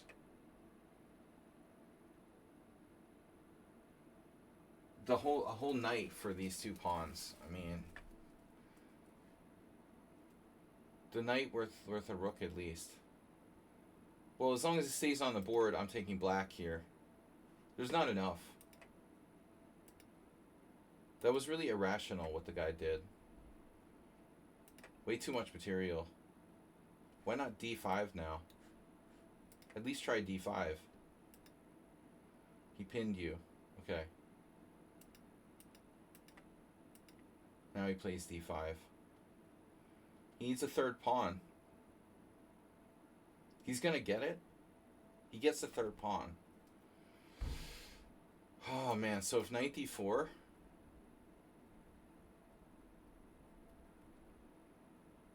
your knight is sort of stuck. You know, he might have enough compensation here.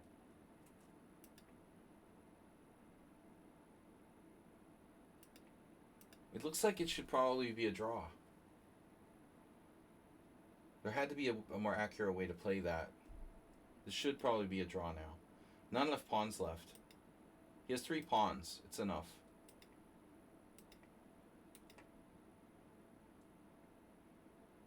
What black does now, you know, understandable. Try to avoid exchanging pawns. But I'm not sure white should play g4 here. He's like assuming you're going to trade pawns. The better move for white is objectively like g3. He has to be careful to not let that happen where you like are able to avoid exchanging pawns. g4, he's just playing kind of hope chess. Like, oh yeah, black's just going to trade all the pawns and it's a draw. Now it's more complicated.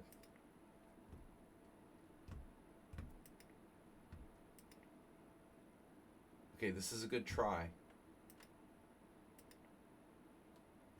This pawn falls. Check, king e2. Still, it's probably a draw. I mean, these pawns are really dangerous. But it is kind of blockaded. So anyway, it's probably low on time now. White is a minute 46. Yeah. Yeah, you're not better here. He probably gets too ambitious. Excuse me? He just hung his e4 pawn. Obviously, you have to play king d4. Oh, his h-pawn's attacked too. My bad. Alright, so at this point... Yeah, I mean, at this point, white got reckless. He got reckless. I mean, he has to be careful. King e2 looks fine. It should be a draw. The computer actually likes white, but it feels like it should be a draw. So he got reckless. You actually pick off his h-pawn. You can sack the bishop for the a-pawn. I don't know what's going on here. White also has these pawns, but he has to be able to sack to stop your pawn. What the hell is going on? I don't know. You're winning, apparently.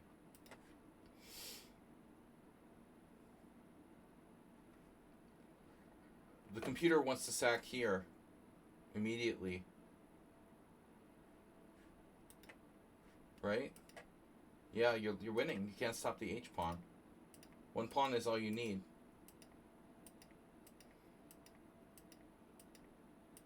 Yeah, no chance. Okay, well, no time for the endgame. No, he should have just played king e2 to be on the safe side. That was an interesting game, though. All right. Mule Skinner Schumacher is here. So let's take a look. Schumacher versus Snotbot. E6. I've used this move order against Schumacher a lot, but I tried to play the English defense sometimes. Black plays d5. Okay, so it's a Queen's Gambit. Schumacher, you seem quite good at the white side of the Queen's Gambit. Some of your best games that we've seen on the stream in submissions from game analysis streams have typically been like exchange variations or some kind of Queen's Gambit declined. Seems like one of the openings you know pretty well. Of course, you played it with black too. So he plays bishop g5. This is main, old school line. I mean, you played it. e3. Yeah, and now after knight of bd7, you go into an exchange variation. Yeah, I don't have any problem with it. I don't think that it's easy for white to get an advantage no matter what, but nothing wrong with c takes d5 here. One thing is that black can play knight takes and kind of play for a draw there. That is one possibility that wouldn't be an issue if he was playing a normal exchange variation move order. So if you want to play the exchange variation, normally we play it right away. There again, black can play knight takes d5, play like a semi-Tarash. If you play it here, it's considered to be, I don't know, slightly inaccurate. So, anyways, c takes d5, e takes d5, main line, bishop d3, and now they do they all do this h6 thing. I don't get it, man. I told you guys like 5 years ago about the guy who like ruined our team championship team by losing a bunch of games with h6 in this exchange variation. I don't really understand why black is playing h6. It's like they just do it because they can. Don't see anything wrong with like the normal lines for black with like rook e8 or c6. So this h6, and then normally bishop h4. You could theoretically play bishop f4 because you see the problem with h6 is that it weakens black's kingside, and so later if he needs to play like f6 or something, he doesn't have the flexibility. Why would you want to do that? Some of the best variations are like rook e8, knight f8, g6, knight e6, knight g7, knight f5, bishop f5. I don't see any reason to play h6. You have a small island here, and the more standard lines seem fine. I don't understand why this is good, this h6. So there's no one plays it in this position. There's no strong players in the list here. Lexi Ortega is the best player with black who's played this move. He played in the Italian veterans team at the World Team Championship last year. Why am I getting challenged by some guy in bullet chess, dude? What are you talking about? Bishop h4, c6. Alright, dude. Why are you doing that? Wow, that's annoying. Okay. I'll have to turn off my challenges. That's really annoying. So c6, castles, and now knight e4 is apparently a move. Which makes me wonder if you're not making some kind of an accuracy here by castling. g4 works here. It always works, Arsenal fan. Come on.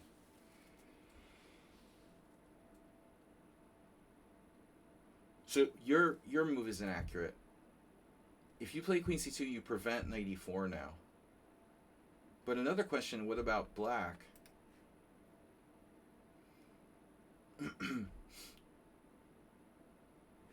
Once in a while I see people go like c5. But rook e8 is the other possibility. But I think we're going to learn a lesson here. So c6, queen c2 is better. First of all, because even if you don't intend to castle queenside, it's better that the opponent doesn't know that, right? The less information your opponent has, the better. So, but even if you intend to 100% of the time castle kingside here, you're better off keeping them in the dark about your intentions. So they're thinking about stuff that's not going to happen. You know, they're going to spend their time analyzing variations with castles queenside, even if you're not going to castle queenside. So you're making them waste time on stuff that's not going to happen. This is important. Queen c2 stops knight e4. Or at least it might. Because of bishop e4, pawn e4, queen e4. Black needs to play rook e8 now. But in castles, he could have done this right away.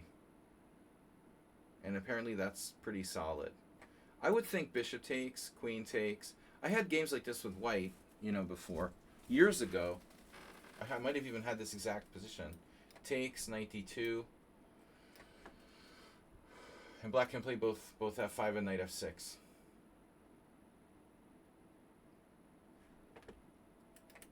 But not a very great line for white.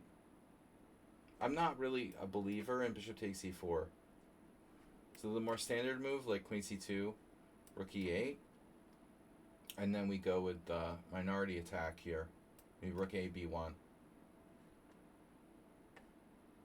This is standard. b5, etc.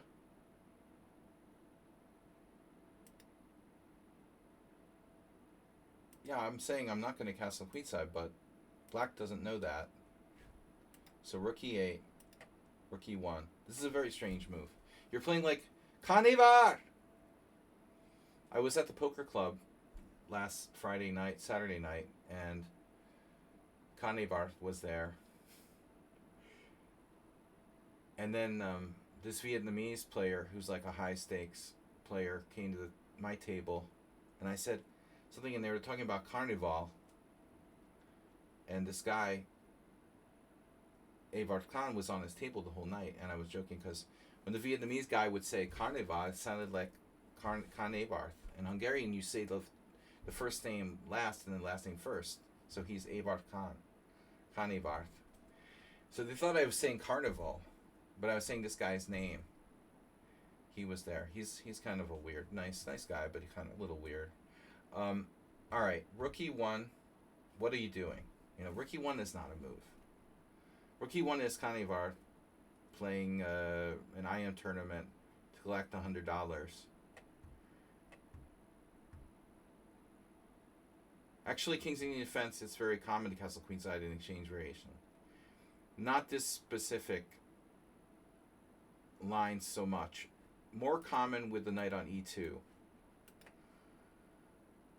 So now black plays, in this game, there was knight f8.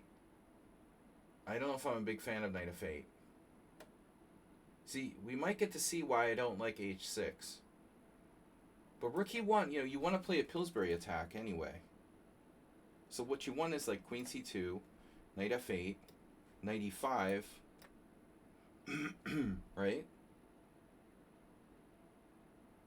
Knight g4, bishop takes e7, queen e7. I had a game like this with Ildar.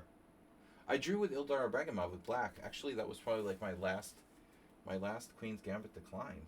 I don't know when that was. Once in a very rare moon, I'll play the Queen's Gambit declined with black. We had this game with Ildar. I didn't play h6 though. I remember he did like f4, f5. It was 25 years ago. It seems like yesterday. Anyway, rook e1 I don't like. You know, you're supposed to play a minority attack. But queen c2 first. So I don't know why. Schumacher, normally you're playing queen c2. I don't know why suddenly you're not playing queen c2. What's this about? What is this? And Carnivar's opponent played knight f8, walking into this sort of knight e5 thing. How does he get the knight off of e5 in this position? That's my problem with h6. With your queen on d1, now black doesn't have knight g4. It becomes problematic to get the knight off of e5. What is he going to do? Yeah, that's pretty gross. Bishop e6. Okay, admittedly, like, white's rook is stupid on e1. Because he doesn't have f4 anymore. Without, I mean, it doesn't have the support of the rook behind it. So rook e1 isn't a great move, but neither is knight f8. Anyway, black plays bishop d6. There was this guy in Harvard Square 30 years ago, 35 years ago. Vlad. Vlad used to do this. So you can play bishop g3. This is an exchange variation of the Caro-Kann now. But I think we should hold off. Do queen c2 first. Oh, look at the score. Maybe I'm onto something here. Queen c2. Why did you have a problem with queen c2? You love queen c2. I think he passed out. White won every game. What's wrong with Schumacher that he can't play queen c2? I guess he figured, like, he doesn't want to play queen c2 since black's already played h6. He's not threatening anything. Queen c7. Queen c7 is never fine for black.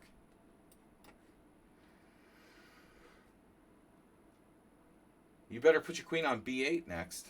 After this, I'm threatening knight b5. Man, this guy walks into b5. Are you kidding me? Wait. g5, knight b5. g5, knight b5? That doesn't work. Still, it's good for white. This is very bad for black. This is not correct. So this is a lame move. Preventing queen c7, which we'd like him to play anyway. And now a6, preventing knight b5. And white has nothing, really. Except for the fact that black has no place to put his queen. What should black do? Well, Arsenal fan's suggestion isn't that stupid. Of queen c7. Say a6, a3, queen c7. Gotta watch for tactics like b4, b5, queen b8 you can do. That might be the best you can do. Try to put the queen on b8, you know, at least temporarily. But white can always just trade this bishop off. I have a good... This is literally a queen's gambit, a Caro-Kann exchange variation. Bishop g3 is fine for white, especially with the queen out there. You know, the queen is on over there. It should be over here on e7 and like on the king side. It's over on the queen side. It's not going to hurt me. You know, black's supposed to attack on the king side in exchange variation, down the e file, down the f file, f5. He's supposed to attack. He's pointing toward the king side. Now his queen is over there on c7. So it's a dumb end of the battery. You never want to put your queen there necessarily, especially when I have half a file here. But yeah, I agree. There's nothing better. Like g5. I mean, maybe black has to do this, but it's really risky, you know. I like king b8, queen b8 better than doing g5 for black. The other thing you could do is try to crawl over to f8. I mean, that makes e4 look strong, though. I don't know. So anyway, Schumacher breaks with e4. White's a little better developed, but I mean, is black really that screwed here?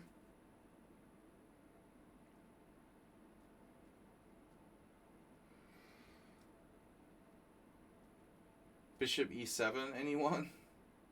I think I'm going to vote for bishop e7. Yeah, white's better. You've got a nice active IQP. But on the other hand, I mean, black is pretty solid. Looks like there's only one really good move, queen e2. Not easy to find that, by the way. But anyway, this is crazy. Bishop e8.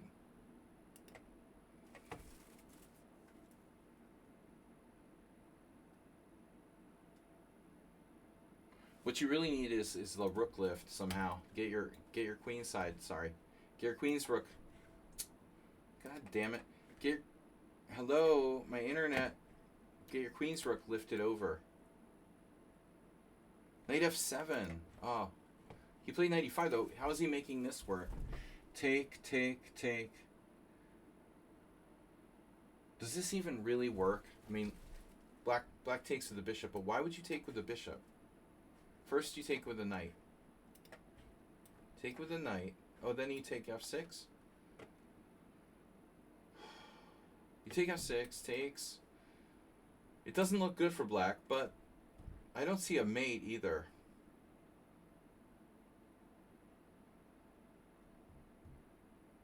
Do you have a shot, rook e5?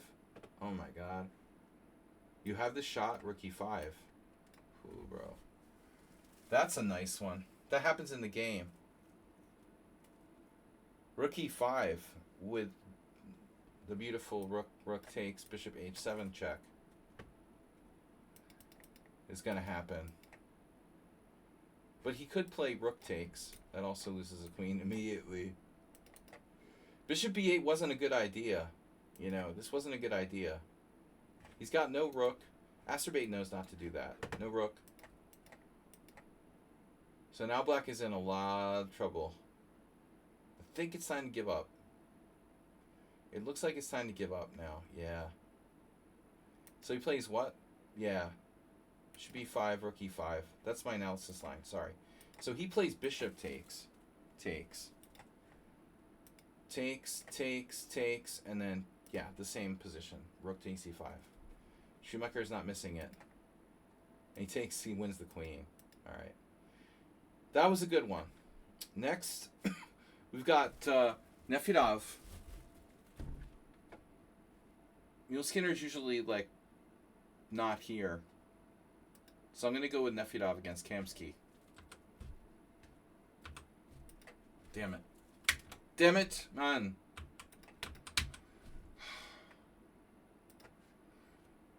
F. F you. Damn it, man. Why do I have 10 viewers? Seriously? How do I have 10 viewers? What's wrong with people?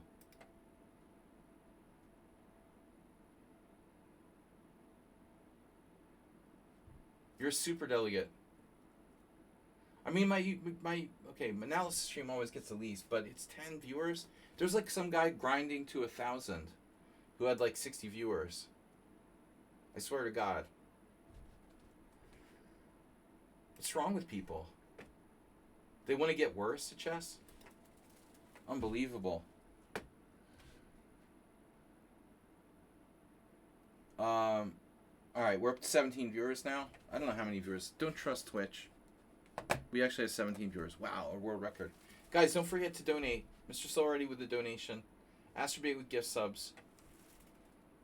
Live. We're live. 1799.1 FM. We get to see Kamsky play white against Nefedov. And guess what? My favorite opening. Mr. Coffee sent some bots this way. Knight f6. Bishop f4.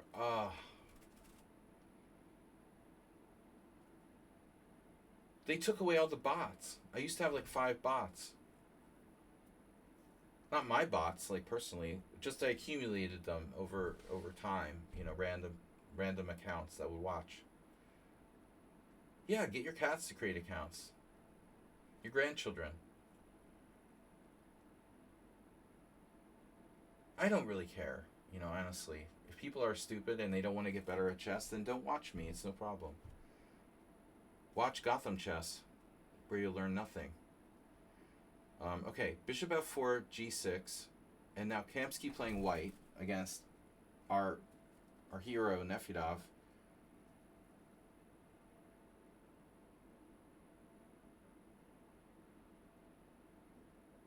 c3. It's the most insipid of moves. God has been playing like closed queen pawn games since he was like 10 years old. He's like one of the world's leading experts. But of course e3 is much more dynamic. Or also, I don't know if Gada plays it, but obviously the London Jababa is better. Adoption. You can adopt Mr. Coffee. One of my students got a new cat. I'll bring my guinea pigs on the stream. Okay, c3, very passive but solid. White is black and black is white. Now maybe Nefedov wants to wait with bishop g7. You know, I would think there'd be a. You like the Slav, Nefedov. Why don't you play c6? What's the big rush in playing bishop g7?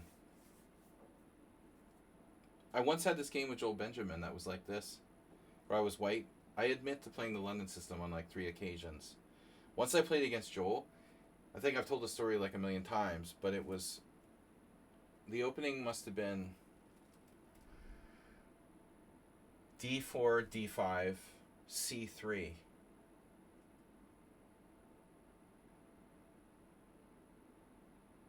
No. No. It was d4, d5, bishop f4, and Benjamin played c6, and I played c3, and he said he felt physically ill when I did that. That's exactly how I feel when people play the London system against me, especially with this lame like c3. Now I know what Joel was talking about. I wasn't playing boring chess, but at that time it was actually kind of an interesting game. I was inspired by Rubinstein, not by some, today people playing the London system trend. But anyway, c3 is unusual this early. So you could play c6. He likes the Slav. Bishop g7, e3. Castles into the massive attack. And now, well, black has a lot of choices here.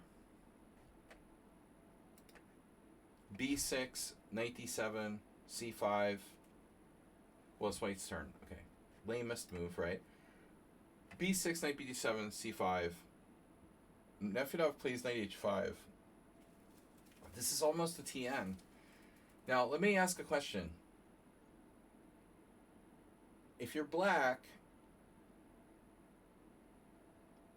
it's move 6. There's 90 games in the master database, and only one of them played knight h5. Are you in a good place? And the answer is probably not. If knight h5 were a good move, you can rest assured more people would have played it. This move, I imagine, has a myriad of problems. See, I think Nefedov's problem is that he's used to playing the Slav, but this isn't exactly a Slav. First of all, you haven't played c6. You don't have as much stability in the center. But here, I mean,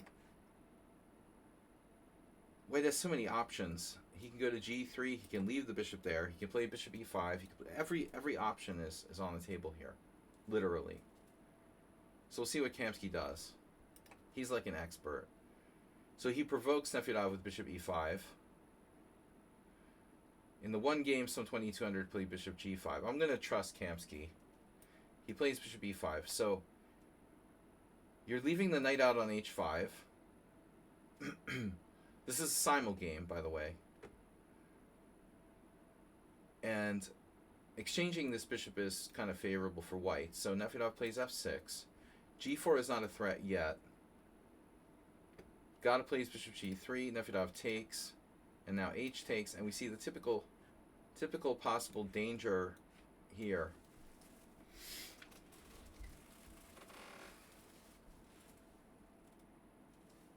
But black, unperturbed,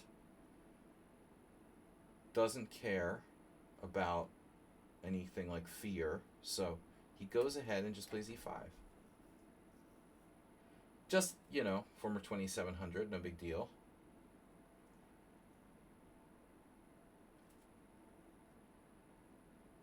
But you got to do something, and I honestly don't have a better suggestion. If I were black, I would be probably playing c6. I'm surprised Nefedov doesn't, because he likes the Slav. If he doesn't play e5, though, it's a good chance Kamsky will play e4, I would say. Maybe he'll prepare it first. So Nefedov doesn't bother with any c6. He plays e5 right away, and Gata plays queen b3. If black, plays e4, he drops a pawn to knight takes e4. This is pressuring b7, so now c6. Okay. So it's not that easy for white. It's like basically the London system here. the London system becomes the Caro-Kann. Basically, Kamsky is playing the Caro-Kann with the white pieces. And, well, there's some question as to whether, he has any real attack, or if Nefedov can play queen b6, both sides are going to have an orgasm. Kamsky loves dry positions. Nefedov loves trading queens. Everybody's going to be happy after queen b6. So got here castle queenside, but personally I would say, like I said before, it's usually best to keep your options open. So bishop e2. Why not keep flexible? I mean, they're both going to be losing it if they get queen b6 on the board. You know these guys. Nefedov loves offering draws, and Kamsky is like Mr. Queen b6. So this is a tremendous matchup. Now, castles, queen b6, and both sides are like, draw? Okay. Nefedov's a subscriber. Kamsky's not as motivated as he once was. But no, seriously, Gata has the possibility maybe of playing stuff like queen a3. But on the other hand, if you do this, like Capablanca or whatever, black can play rook e8, and then you're going to get bishop f8, and you're going to end up being part of the buffet. So I think that both sides are okay with the queen exchange here. But now Gata really goes for it. He plays c4. Interesting. I think he needs to get some white square going on, and so c4 makes sense. But wonder about the way of doing this now. Why c4 versus, say, e4 for white? Like, you want to break on the white squares, and I'm not questioning Gata's judgment, but it is just a random simul game. Intuitively, you could say, well, this is, okay, I'm attacking with the flank pawn, but, he is castled queenside. This seems kind of safer in a way.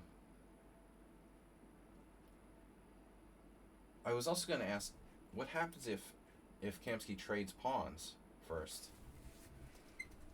There's a problem with the f2. You can't play e4. f2 becomes very weak. So maybe that's the problem with e4 in general, the kind of weakening of that. If pawn takes pawn, take with knight. Still looks pretty decent, actually. So let's see what the computer says. I'm curious. It's real close. The engine actually thinks Nefedov is slightly better. Queen c2, that's disgusting. c4 and c4 are equal. e4 is just around the same. So he plays c4. And now Nefedov plays e4, which I did not expect. Wow. In a way, this moves, it's a little counterintuitive because you have the bishop pair. But this is Nefedov's only chance to play this move. It wasn't possible till now because the pawn got in the way of the pin. Actually, it wouldn't matter, would it? Well, it's not possible right away because of knight c4. It's possible after queen b6. And now after e4, after c4, e4. Okay. And now Gata gets really fancy with knight g1. But what are his options? Here, I was expecting knight e1. That's not great. Knight h2 is bad. Okay, so g1, heading for e2, heading for c3 or f4, looks good. Queen takes b3. And now I don't know. If you take with the a pawn,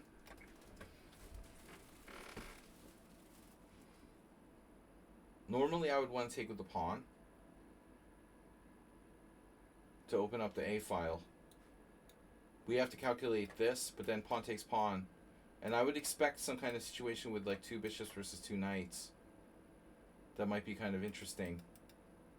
I don't want to let Kamsky's or Nefyadov's knight get to A6, B4. The knight gets in there, you've got a problem. And Nefyadov's always like waiting like a... He's waiting like a tiger with that knight. He never likes to develop his knight too early. He's done this to me on a number of occasions where he waits until it can go to C6. So queen takes, knight takes, not creating weaknesses. It's very interesting the way that Kamsky plays. 0 weakness is bishop E6.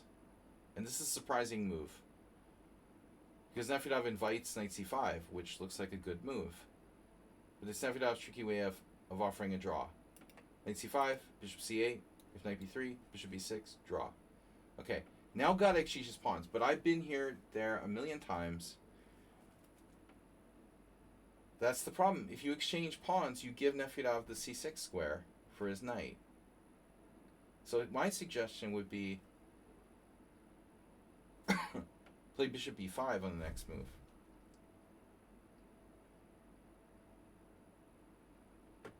So let's see. Can we go here?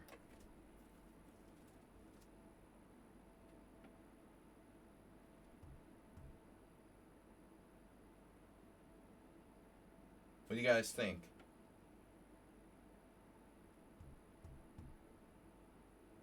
Bishop E5. Obviously.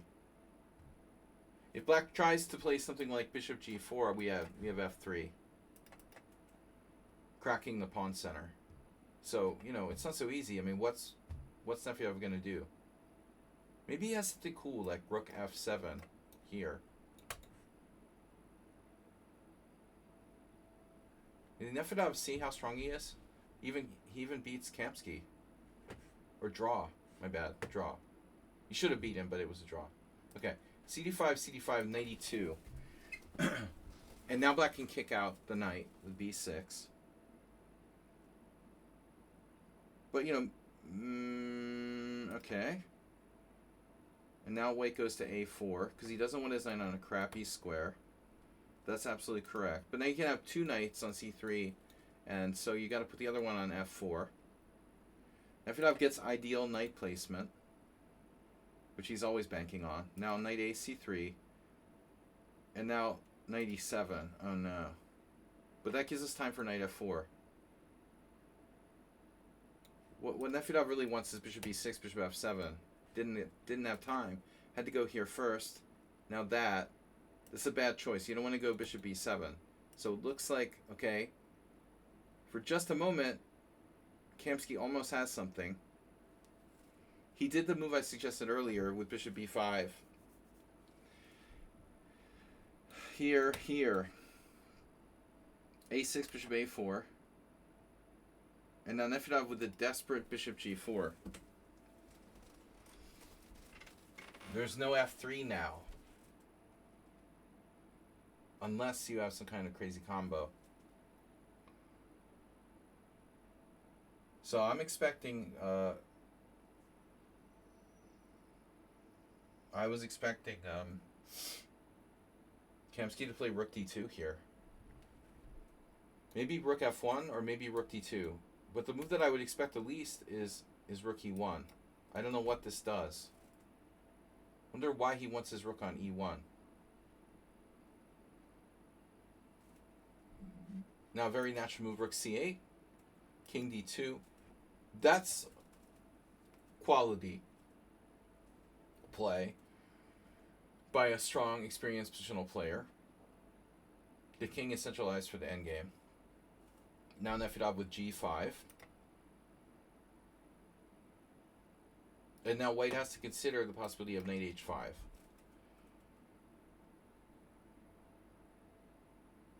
When black would have options, including bishop H8. Kamsky goes to E2 back. He's a little passive. And now knight C6. So we're looking for tactics like knight takes D5. It's not enough. Not enough. Um, and now Nefedov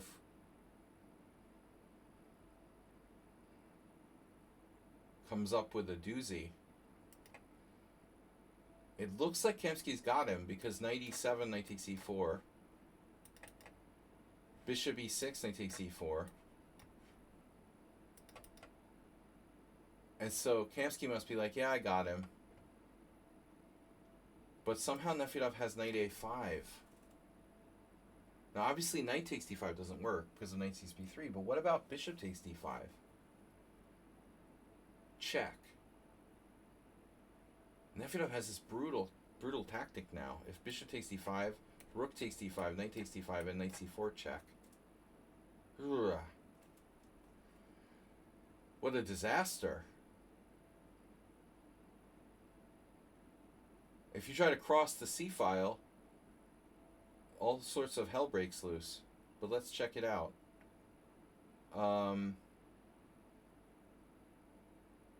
This is definitely not going to appeal to Kamsky, but looks like probably king e1, king c1, knight takes e3 check, knight dc3, knight takes g2. Yeah, that's terrible for white. So he got him with a little tactical trick. White plays knight a4, and he's like, suddenly Kamsky is like, oh, what did I do? I messed up my position.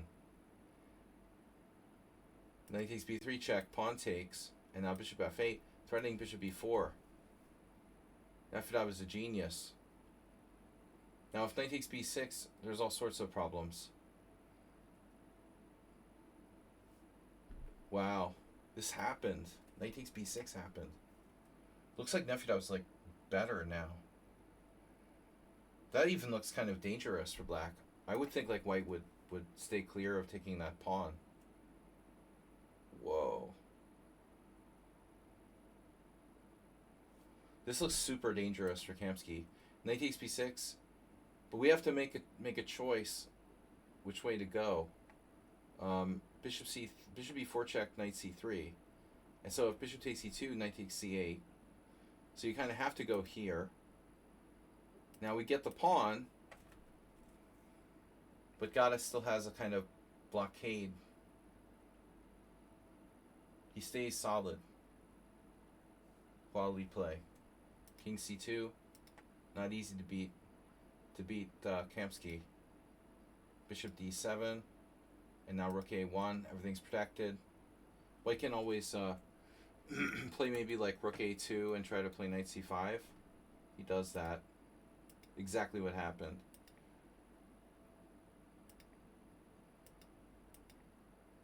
And now a6 is hanging. d5 could be hanging later. This is hanging. So actually, Nefedov has to be a little careful here. He's made a lot of pawn moves. And Kamsky's Ponsky. I wanted to call him Ponsky.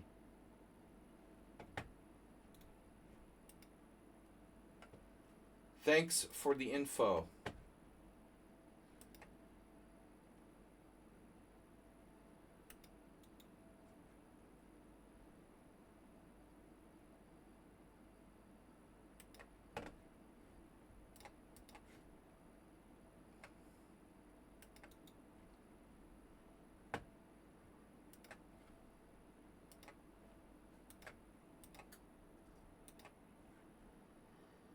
Yeah, it does that for some reason.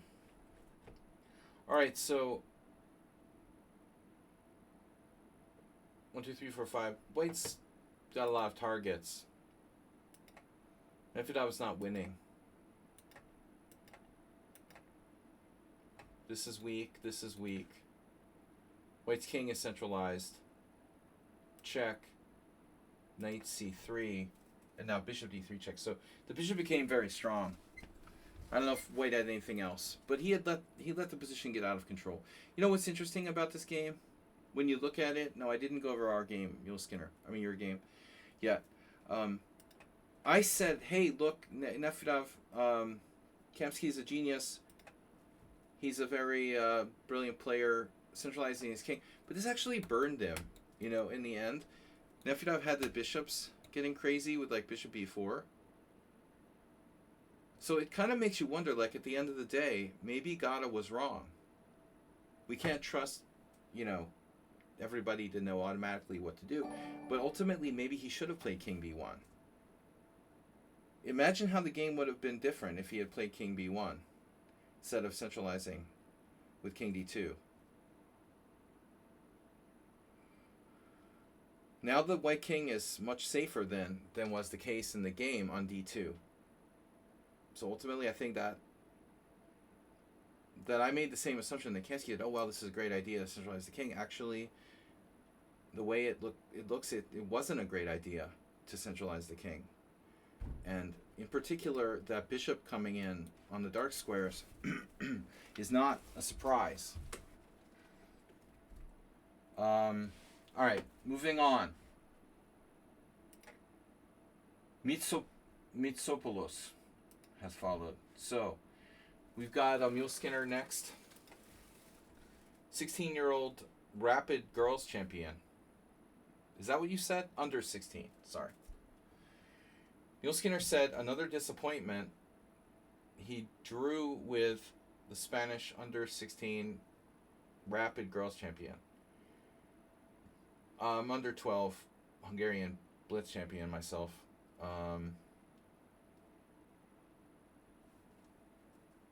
Oh no, yeah. 21-29. You know what's interesting? This is a classical game though, not rapid. Granada Open. So these are classical ratings. No rapid. You mentioned this player as like some rapid champion or whatever for their age. But you know, everybody has lower rapid ratings. They don't have as many games in most cases. I'm an exception, but whatever, you know. 21-29 is a decent FIDE rating. There was this girl playing here in Budapest now who made 2 IM norms in a row from Belarusia. I guess they're not welcome in too many places. Hungary is one of the few countries that'll accept like Belarusians. But I don't know, because of the situation. But she made 2 IM norms in a row, 2100 something. I guess you know, Belarusia's like, they don't get out very often or something. But I mean, geez, dude. You know, normally 2100s don't go around making like IM norms in tournaments. They'd be like one of the lowest rated players in an IM norm type of tournament. So very rarely are they winning those tournaments. So 21-29 can be anything. You know, they could be 2000, they could be like 2400. Yeah, so we're going to take a look. Mule Skinner's white. But Mule Skinner is very predictable, which is a problem. Pawnfire has subscribed on YouTube. Thanks for subscribing on YouTube. Mule Skinner, you're going to have to be careful with this repertoire because people start to know what you play. And the Grand Prix is pretty easy to prepare for. I think you should really play at least, I know maybe you still do, but you need to play at least like 2 different systems, if not more, because they're going to be prepared. This is really good move. I'm a convert. I have to say, like, I honestly started to like e6 better. You played a GM in the first round. Wow. I like e6. I'm starting to like it better against the Grand Prix. Okay, it's not a Grand Prix yet. But I don't think you should play f4 after this move, you know? I don't think that f4 is very good against e6. So my opinion would be to switch to the Morales like move order. You play some kind of chameleon move order with 92, knight f3. You're willing to mix in kind of different kinds of hybrid stuff, and I mean obviously like g3 is a really important move to mix in as well. But I personally, I do not recommend doing f4 here. I just don't believe in this. Having said that, after d5, what do you guys think about what we talked about, recently? There is this thing where there's a trend to play like f4 because they're meeting the tile gambit with d3. This is better than the crappy Grand Prix attack lines. These endgames are absolutely fine, you know. Weight is a tiny bit better or at least equal. But anyway, we can do the same thing here, is what I'm saying. So, okay, e6. All right, your move order is e6, f4, okay, d5, best move. Now d3, exactly. But I had a game with, in the Cairo too, but they're doing like f4 and e5. Yeah, you can do d3 there too. So, I'm saying, okay, I had a game with Dr. Tripchance yesterday. We played bishop b5 check, but this is kind of crappy. You know, I don't like this at all for white. You're trading off my bad bishop.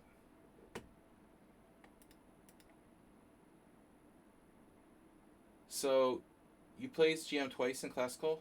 First time was disaster. The second time you got it, okay.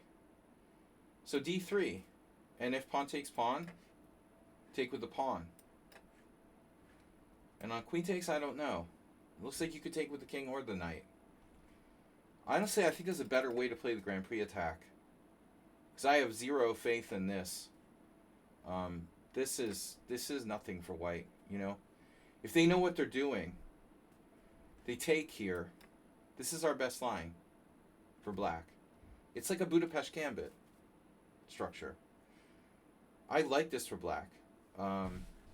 Okay, I guess if you know what you're doing, you're equal, but I don't like the structure for white.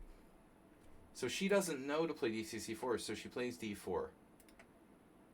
Now it's like a dunce opening. I get this in the French, actually. I would think against a young player this would be a pretty good type of position to play. You've got a sort of Nimzovician setup.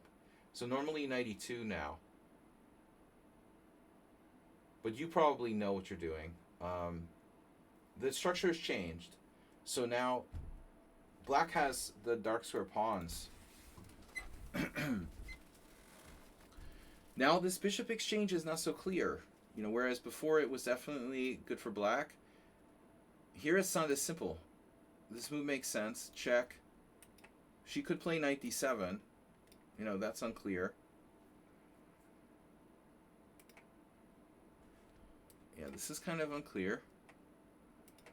But bishop d7, normal move, takes. Now, which way does black take back? With the queen or with the knight? Usually with the queen. Now you played knight b1. But I have some questions about knight b1.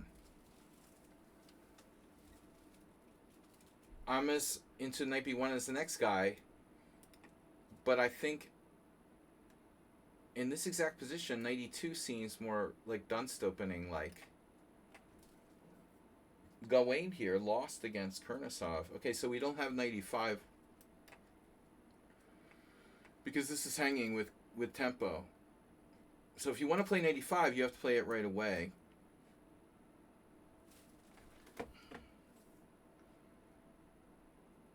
And what happens then? Queen c8. Georgi Timoshenko.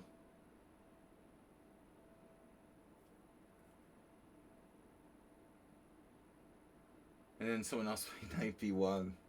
Knight b1 is weird here. Why would you do that? The knight is more natural on the king's side.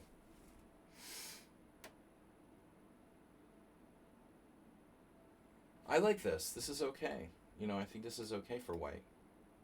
This guy didn't lose because he's a bad player. He lost because his opponent was a grandmaster. I mean, against Timoshenko. All right. So knight b1, I don't know. We're following a couple games, but you got Sachs is black. Sachs has actually played the Grand Prix attack with white. So knight b1. I don't know. It's not bad, but I prefer e2. d3. And now we're following Lazic, who's a pretty strong player, I think, in IM, against Sachs Jula. This is one of Sachs's later games. He passed away a little late for the games. We can't accept anymore. Game submissions have to be from subscribers and earlier. You have to make a reservation. So black castle queenside. Castle's queenside is really extreme. I admit that black's position not easy to play. Where does she put her pieces, for example? Bishop d6, maybe, knight e7. Yeah, I like this. Is this what Sachs did? Yeah. This makes the most sense. One of the things that is typically recommended in these type of setups for black is that you'll probably put this pawn on f5 if possible. And actually white has to be careful about that. Sometimes if black sets up f5, your bishop on c1 can get sort of shut down. The white like typically wants to play f5 themselves in Grand Prix type positions. I think that's why it's important for black not to put the knight on f6. Maybe they could even play f5 right away. Lazic castled, so Jula could have played f5 here. You know, I don't know. It's an aggressive move. It's totally possible. This was probably some team championship, you know, Hungarian team championship 2010. He was already in his 50s, and he ended up passing away a few years later, maybe around 2015. Really surprising though. He was a little older than me when he passed away. All right. Anyway, castles. I never got to play Sachs, sadly. I played in a couple tournaments where he was there. Castles queenside. That's a very risky decision by black. Now we're kind of glad we kept our knight on the queen side. The knight is on e2. It's attacking the king side, but she's gone queen side. So now our knight is actually happier over here, near her king. You castled and she knew to play f5, so she knows what she's doing. I mean, f5 is a very strong move.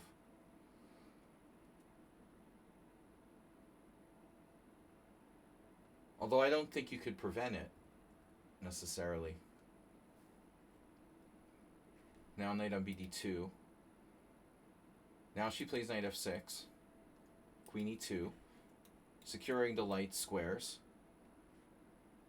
There's tension, and I like the tension here. She plays a very weird move now, knight g4.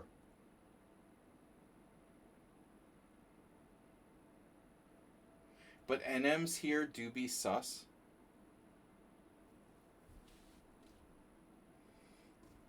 What does that mean? This is a very... See, speaking of sus, this is a very strange move. Maybe black is taking lessons with Acerbate or something. What is black doing? I have to say I'm very happy to see knight to g4. That move is a very strong sign that black doesn't know what they're doing. You're saying knight g5 looks like a threat?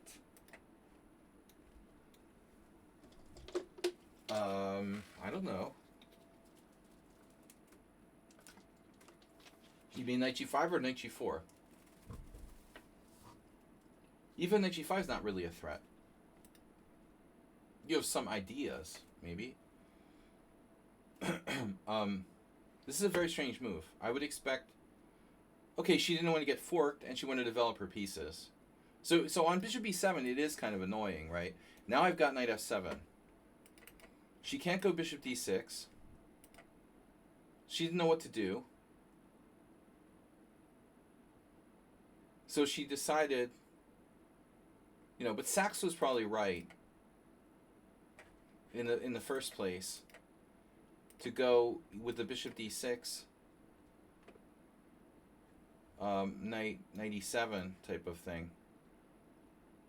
It would be a little different, you know, but we say like this. And then we could go wherever we want, actually. So we get the bishop. If we got the bishop to c7 first, then black can consider whatever they want to do with knight and f6. So instead they ended up playing this weird move knight g4, which looks totally wrong. Here. Now, I thought she might do something crazy, like a 9-year-old.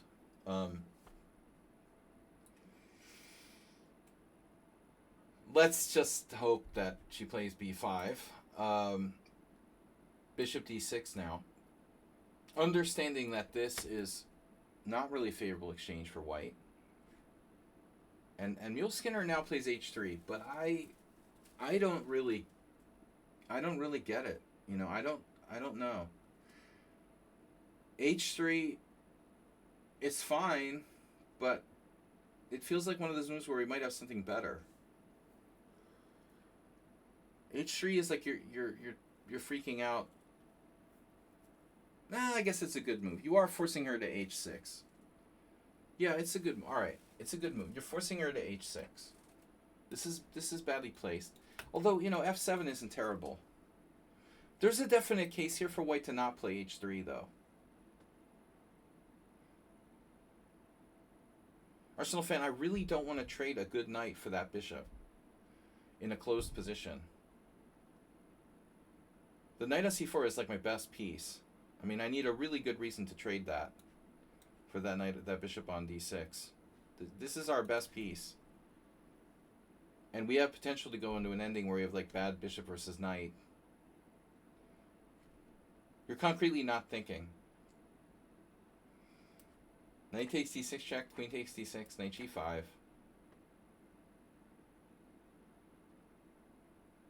There's a lot of possibilities here. I don't imagine this. How does this win a pawn?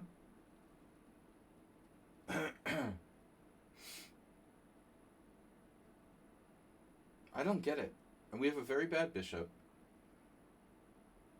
We have a threat of a fork on f7, but what else are we threatening? How does this win a pawn?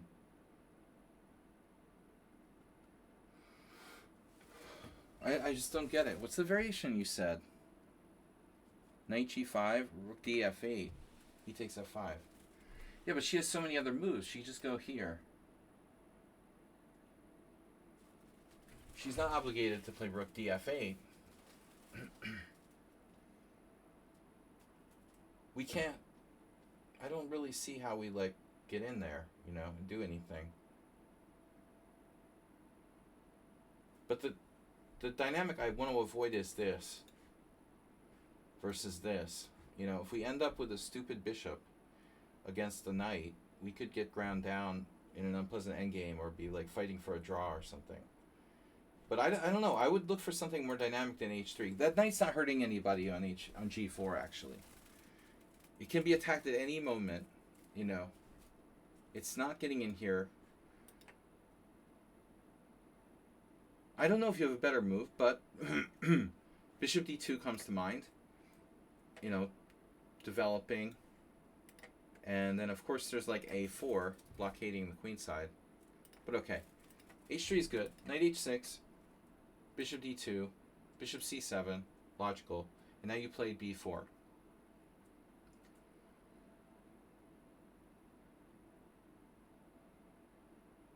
Mule Skinner is is a very good player in these Grand Prix.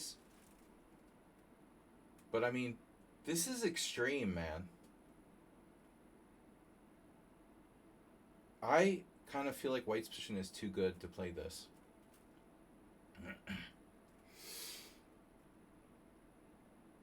To me, it looks like white is just seriously better. You have a wide variety of options, and there's only one thing that bothers me here. That knight revolving back through f5 somehow and like forking us on g3. And this capture, take with the pawn, and then d3. So I want to take with the queen on e4. No, I can, probably.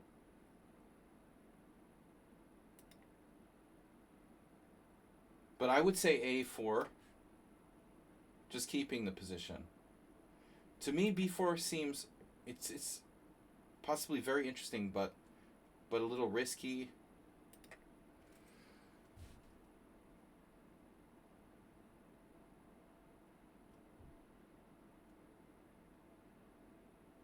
Okay, it's definitely a cool move. I just feel like maybe white's position is too good to do this. To kind of gamble, you know, like we're gambling a little bit. Black is probably going to take with the pawn. I would expect most of the time black's going to take with the pawn. Because they really, again, they don't want to trade our bad bishop off. I mean, I don't know if our bishop is bad or good, but whatever. I mean, I think this is... our knights are very strong, you know. I don't expect black to take with the knight. But I didn't expect this either. But there's knight f5. You know, this thing bothered me. This coming in here. So I didn't know how he would protect h2. And if you take this way, they hit you with d3. That's the other thing. So I'm thinking f takes e4, queen takes e4. And if knight f5, we could play like rook fe1 and just threaten to take on e6. And get out of any possible fork. But there is an awkward thing here, like, just imagine, for example, this. Pawn takes pawn. And it's like, oof. Our queen gets trapped in the middle of the board. So it's possible to actually get our queen trapped in the middle of the board. But even that, you know, I guess it's not good. I don't want to get my queen trapped in the middle of the board. b5, b5. That's true. That's true. So after take, we have b5 in between move. This is cool. You do have this. This is a very strong idea. And then on something like knight ce7, you could play this, freeing up the e1 square. I mean, I don't know what's going on, but the game is pretty complicated. All right.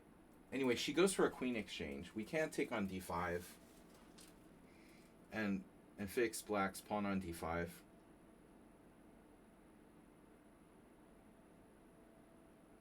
Here you can allow an exchange on e4 though. I think you think like Nimzovich here. You played b takes c. She took on e4. Are you kidding me? It looks like you're winning. This is crazy. You played b takes c. She took on e4. She took back. You took back. Aren't you like winning here? d3. I just say I'm Aaron Nimzovich. Welcome to the blockade. And go here. I had a game like this like last week. I don't know, man. This looks very, very scary for black. Like black is fully lost. Very lost after c3. I do not like black's position at all. They're a clear pawn down. d3 is fully blockaded. Easy to protect f4. She's not getting the c5 pawn. Her knight's misplaced on h6. This looks disastrous for black. And it'd be easy to miss, too. You know? I'm surprised she didn't go for that. D takes e4. And she plays what? b5. Okay, dramatic move. Takes. Whatever. Exactly. So now here. King b7. I hope that we're not going to regret moving the wrong rook to b1. But you might have made a dogmatic decision here. There is some issues. Like here, looks very good. But on king b7, maybe black has some counterplay. Probably not. I mean, what are they going to do? Damn, maybe you did the wrong rook. Because you could keep the other rook here to go with advancing the a pawn. c5 was a monster, but this is still very strong for white. We're still a clear pawn up. Yeah, this is a huge position for white. But I think you did the wrong rook. Because you want to go a4, a5. I mean, after this, you have a4 right away. She's like toast. Incommunicado. What's black going to do now? King a6? I mean, dude. This is looking really, really desperate for black. That's a pity, though. It's natural to play rook a b1. But now she has... You think, oh, maybe it doesn't matter. You have a4 anyway. She did do that anyway. Okay. She doesn't have rook a6. So, okay, you're still very good. This is crushing, right? Rook b5, beautiful move. Now you double. And then g6. She's totally paralyzed. No knight. You have an alien face hugger on g5 if you want one. So you were like super careful now. g3. But maybe you made a mistake. You could have played the face hugger to g5.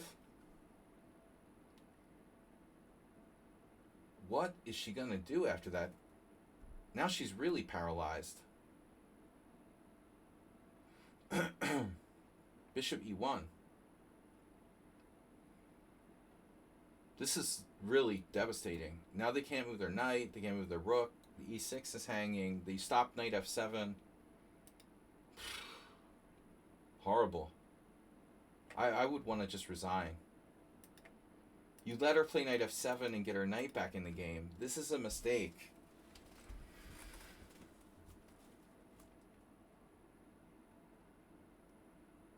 I mean, you're still winning, but she's on life support. Knight e1, a very nice move. But you have to consider even e5. She might be able to get some counterplay here with this sort of g5 thing. So you have choices. You have to make choices, and it's always hard. Knight e1 is a very natural move. She trades. That's fine. We're crushing. There is this possibility of this coming through. I'm expecting you to play, knight d3 there.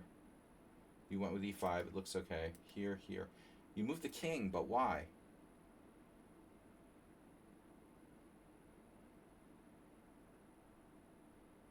It's not a bad move. But is there something wrong with knight d3? Does she have some kind of good defense against that? Maybe you're not threatening anything. Well, a5 is coming along nicely. Well, just like you might be hesitating, in some key moment it can make a big difference. She goes back. Now a5 is close. Doesn't work. Almost. King f3. Excellent. Yeah, this is unbelievable if you didn't win. She plays h5. King e4. Oh my god. The most beautiful position ever. She had this. And so this was the only thing in the back of my mind I was a tiny bit worried about. Her having counterplay on the c file.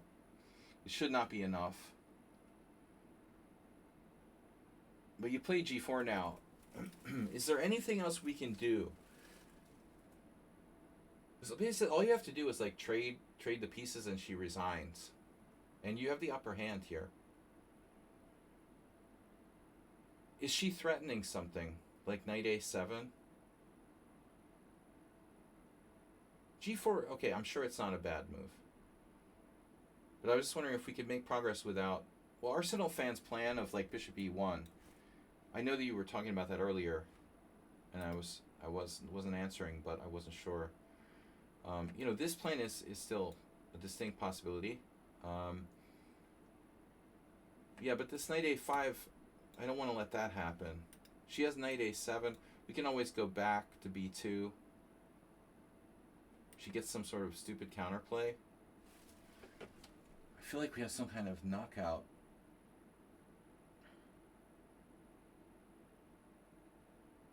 Yeah, but I admit, like, if I was in time pressure, I don't know, I don't see a knockout blow. So g4, take, rook h8, she goes for counterplay. Yeah, but I mean, if she moves the rook down the line, you're going to kill her with a5.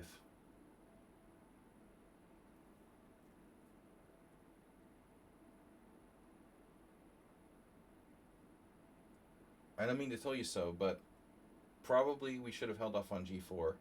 I admit it wasn't easy. And you play knight b4 check. This is total panic.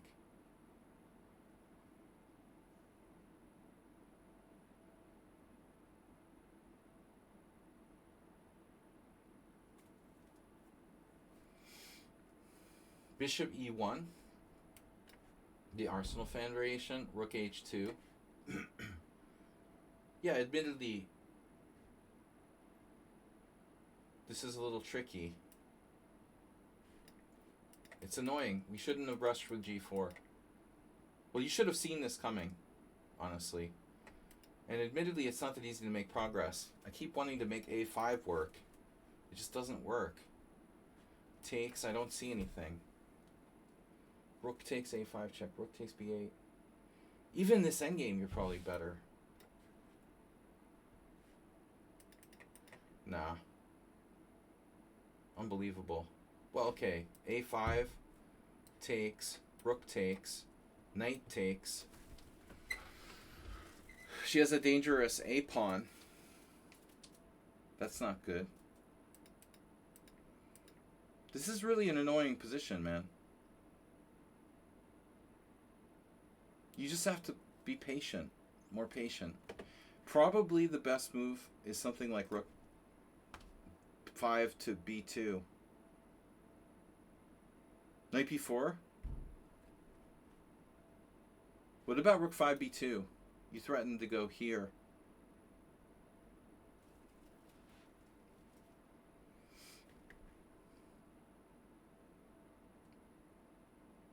Nah. It's not so easy. So, okay, g4, take, rook there. Knight b4. Takes. And all rook in games are draws, but maybe not this one.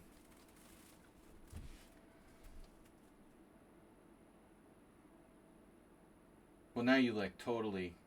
You gave her a draw? No. Okay. She got in my position, so we don't see what actually happened. You have a5 here. Oh, she has takes. So this isn't that easy. Like takes. Rook takes. You're threatening rook d6 check.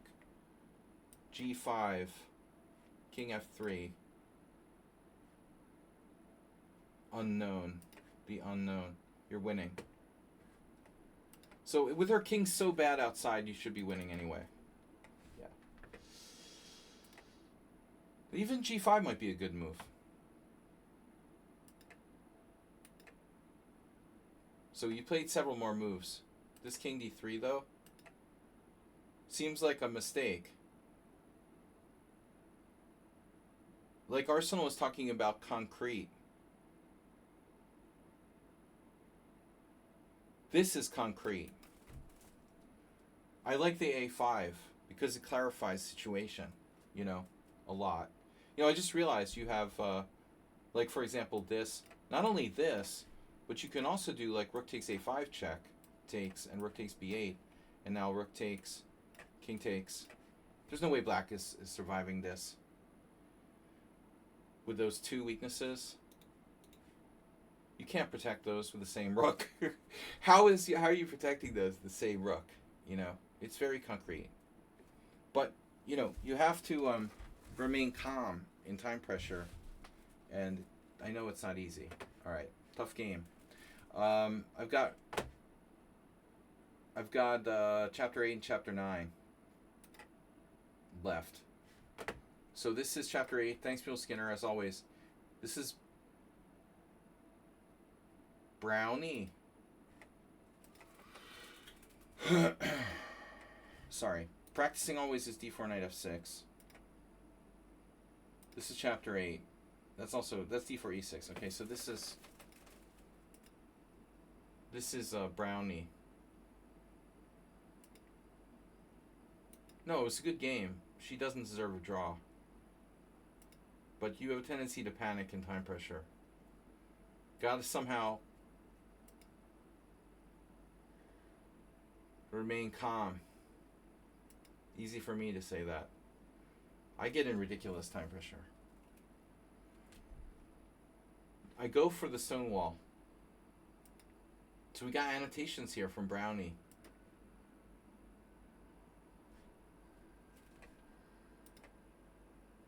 So he's not here anymore. We're black. The nice thing about Stonewall is that it avoids exchanges of pieces. Keep a lot of pieces on the board. Yeah, this is an interesting move order. The white is typically not playing knight c3 because black has bishop e4, and it's an imzo, a dimzo. But anyway, c6. Okay, bishop g2, d5. Now here, this is a very strange move. Queen b3. In the Dutch, black rarely can take on c4. Because, you know, it's your whole position is based on d5. If you take on c4, you're giving up everything. So white doesn't need to play queen b3, essentially. The best move is knight f3. But, how bad can queen b3 be? You know, it's a move. Okay, the queen is a little bit misplaced. Bishop d6 is fine, but you have to consider that white can play for an exchange of bishops with bishop f4. When white plays b3 type setups, oftentimes black plays bishop d6, queen e7 to stop the exchange of bishops with bishop a3. But I guess when the bishop is on this diagonal and there's no b3, we should consider the classical type of move here with bishop e7 as well. You know, so he doesn't enable this exchange.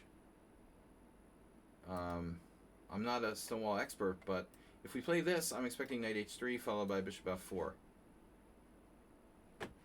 So maybe someone can explain this to me. Bishop f4. White is better, but you know, the best move for engine is bishop e7. If there's no validation to what I say, that's it, man. That's embarrassing for the knight on h3. So anyway, all right, fine. We could go back to e7. You can't force an exchange of bishops. Knight f3.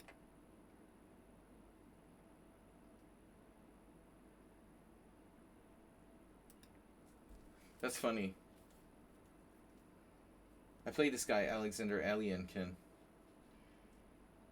But this is a very strange setup that you're playing. We almost never put the knight on d7 like that in the Stonewall.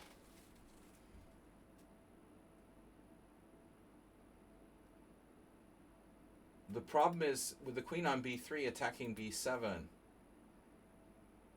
it's a little tricky to keep that pawn protected. So if we try to do the traditional plan like castle, castle, we can't play bishop d7 because this falls. So how does black set up? Knight d7 ends up being quite a common move here. But these are... what are these games? I don't know. Random games. Okay. Queen e7.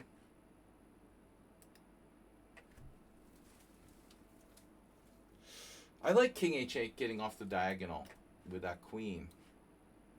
First off. I think that's a good first step, and then we decide what to do. White's queen is misplaced on b3.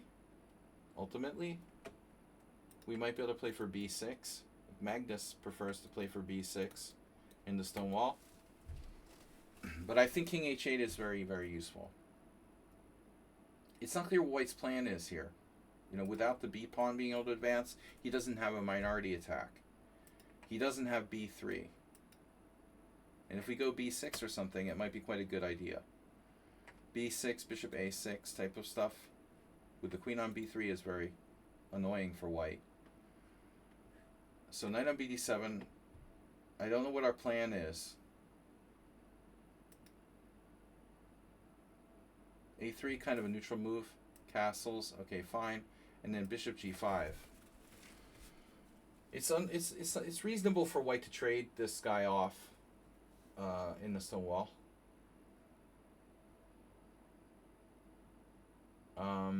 But it's also possible to play, like, for example, bishop f4. And this is quite double-edged. So on bishop g5, we get out of the pin. I don't think it's a bad move. Very typical Stonewall idea. Now cd5. That's usually a mistake. In this case, I think a rather serious one, because it will extend the diagonal of this bishop, but also the queen is placed here well. Now bishop takes f6. And what does white have to show for this? White has traded off bishop pair, traded on d5, releasing the tension, improving your e6 pawn to d5. Black's now threatening like f4. So white is already like seriously worse. Castles, and now, you know, you need to very seriously consider this move.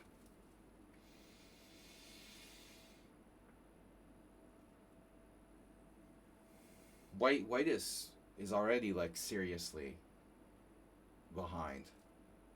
And white doesn't seem to have any plan at all. So I think that that move is a big mistake. f4 looks extremely strong for black here. Just like white doesn't have any plan after that. I don't know what I would do, you know. I want to cry with white. White needs to stop that somehow, but he can't play e3. It doesn't matter because you just go f4 anyway and take back with the bishop because it's pinned. And white doesn't really want to castle queenside, although I wouldn't rule it off the table completely. Yeah, I don't like this for white, what he did here. But I don't know, knight e4 isn't a bad move either. Now e3 though. They get an e3, they can go here, knight f4, knight d3, swing around into e5. That's Petrosian's maneuver. If they swing two knights through e5, suddenly they're going to eject your knight with f3. Queen h5, normal move, rook d1. And now b7 is hanging.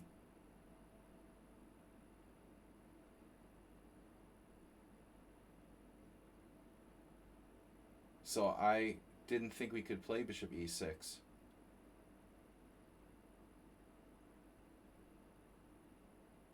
The annotation is, white grabs the free pawn, but it was never free. If it's free, it's for me. Tony Rook. Rook a c8. Well, it was free, but I don't know if it was worth it. And what are you going to do? Like sack a rook on the king side with f4? Rook takes f4. So the base of your pawn chain is hanging. You defended it. Now white goes back, which is logical. Rook f6. You're threatening brute force attack with rook h6. And now, of course, knight e2. This is like standard Stonewall attack, g5. Do we have enough? I don't think h3 is a good idea. But you never know. So if I'm white here, I don't know. I'm not happy, but maybe a computer could hold. The obvious suggestion is like h4 at some point.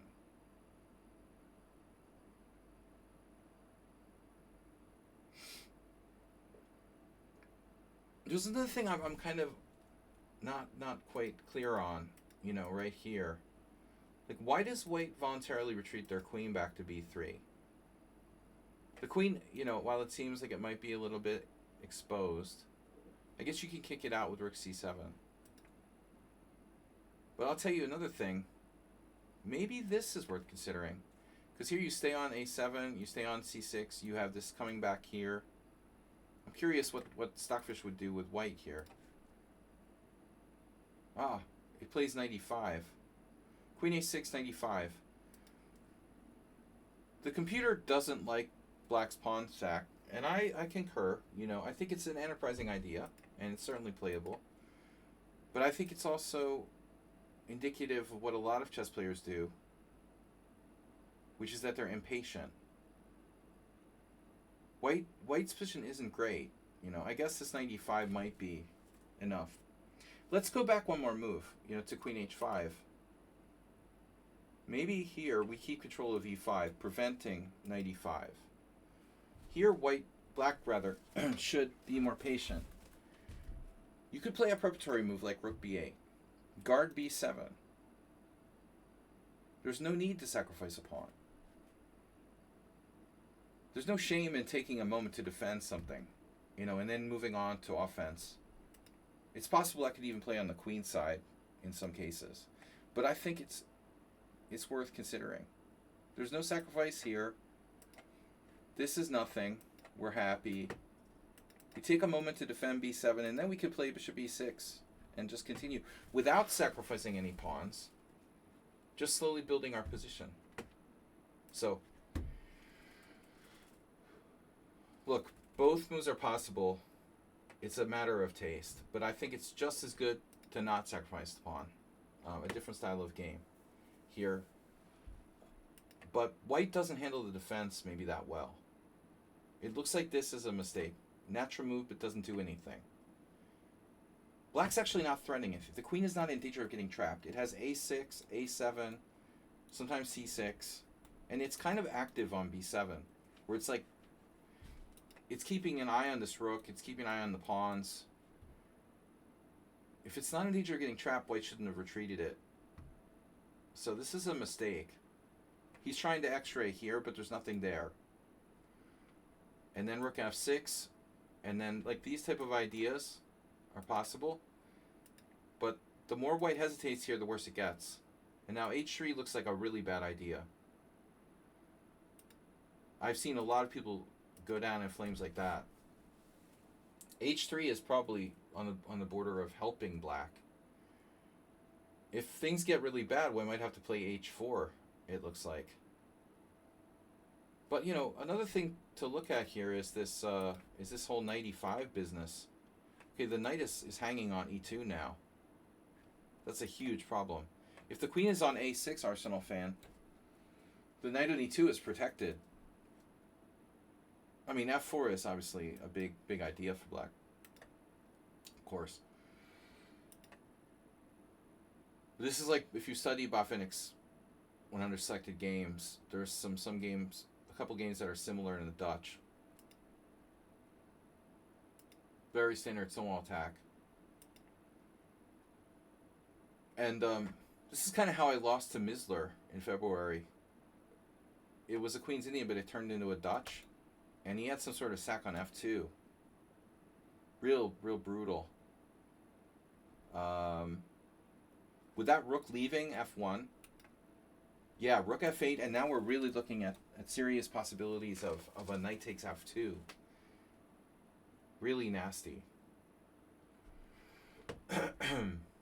So white goes into a total curling up in a ball. This was defend the knight on e2. And I wouldn't be surprised if there's sack immediately, you know.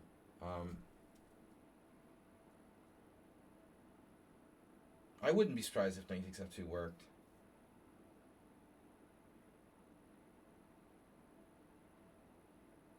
Let's take a look. It's a crunching sort of move. There's a problem with this, maybe. So king takes, yeah. Well, let's see. I mean, we got every piece in the attack. So it looks really dangerous. It doesn't work. Fuck. He takes f4. It's not enough. We're down a piece. Damn.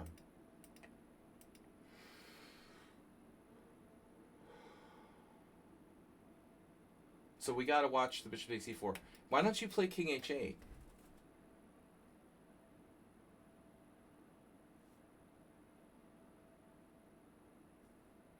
King h8 should be played at some point anyway. The king's better on a dark square. I would expect white would play like queen here. We can just drop this back. It doesn't matter if it's on e6 or d7. But the point is, like, it's like a slow moving car at wreck that you can't stop it. You know what I mean? It's coming. You can take your time. I mean, it doesn't even feel like white's up a pawn here. So f4 right away. Wow, okay. Nice call. Because he doesn't have bishop takes e4. Okay. Probably doesn't have bishop takes e4. So we don't need to play king h8. Except for e takes f4 again. White doesn't play e takes f4. But all right, we're going to need to see your license here. The computer's going to be like, bishop takes e4. Show me the money. What do? Do you take back? Or do you take on h3? It's winning. Both are winning. Wow. Well, close to winning anyway. Almost +2. It's close. Yeah, I mean, he has to play e takes f4. This is like the only move. And then it's a really tough call between bishop takes h3 and g takes f4.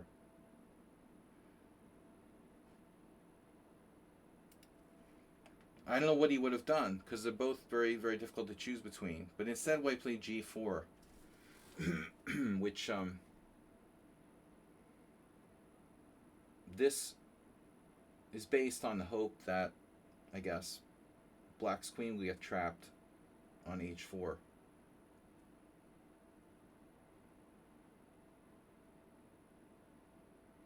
We have mates with pawn takes f2. You know, that's brutal. Like, you could play pawn takes pawn here. Oh no, there's a knight on e2. I forgot. Okay. Queen h4. Maybe he didn't see you're attacking f2, and he thought he was like trapping your queen or something. But I was honestly thinking you might be able to sack your queen or something. But f2. He has to take the knight. That's a disaster in every case. Yeah, it's lost. This is lost for white. It's totally lost. Everything loses. g4 was the final straw. Ooh.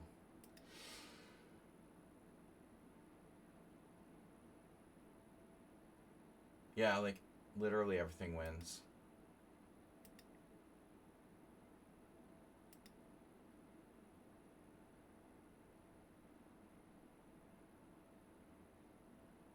Except maybe this. Our queen's a little short of squares here. I'm kind of freaked out by that. I'm not sure we did this the right way. Knight f1, but why knight f1?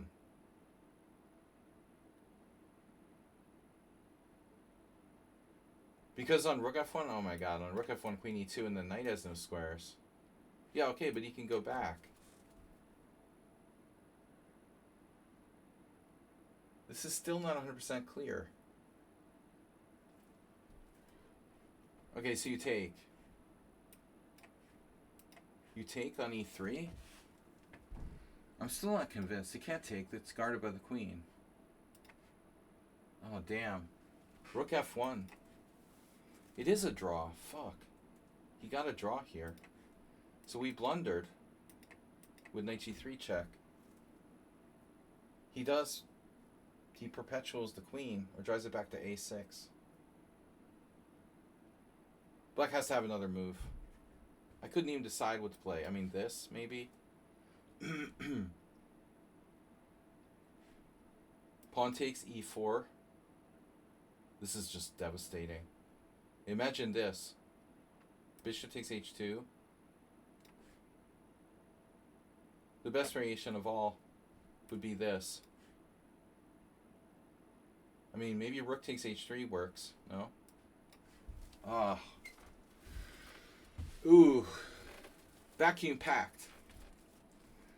Yeah, that's brutal. So this is a huge blunder, knight g3 check. And the guy misses rook f1. So you'd have to go here. And then after this, you have to go back to a6 or somewhere. And the computer thinks that, well, you could still play for a win, but I mean, it's not clear who's better now. He's managed to defend the whole position. So, all right, guys, one more game. We're going to finish this up. But we got a combo here. F takes g3, white blunders with knight f1. And now rook takes f3. Yeah. Yeah, that makes sense.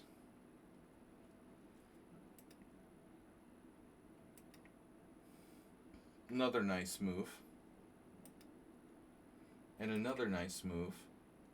This almost looks conceived, like it was conceived. Composed. Beautiful finish. Elegant. Okay. Thank you. Last game. Last game from Practicing Always.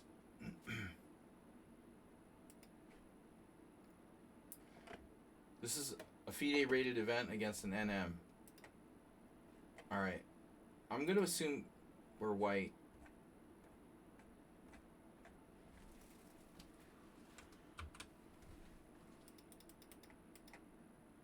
Okay.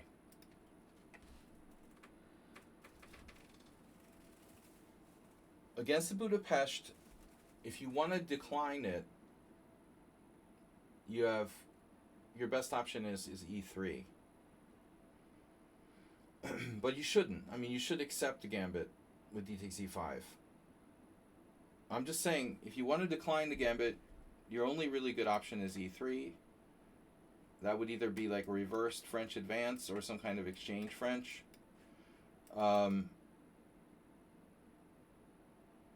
Alternatively, you could try maybe knight f3. But objectively, we have to accept this gambit. It's not an option. So after d5, black has a good game. Black's probably equal. This move kind of overextends. Your overextended pawns aren't great. And black has a very good game here. They have a lot of different tries. You know, bishop c5, b5, c6, bishop b4 check, all of the above. This is like what I would say is the standard move now. You know, the famous trap like knight, bishop g5, knight e4, or bishop takes f2 check, like a legal's mate. Here. Yeah, so if you play knight c3, maybe that's slightly better than e3.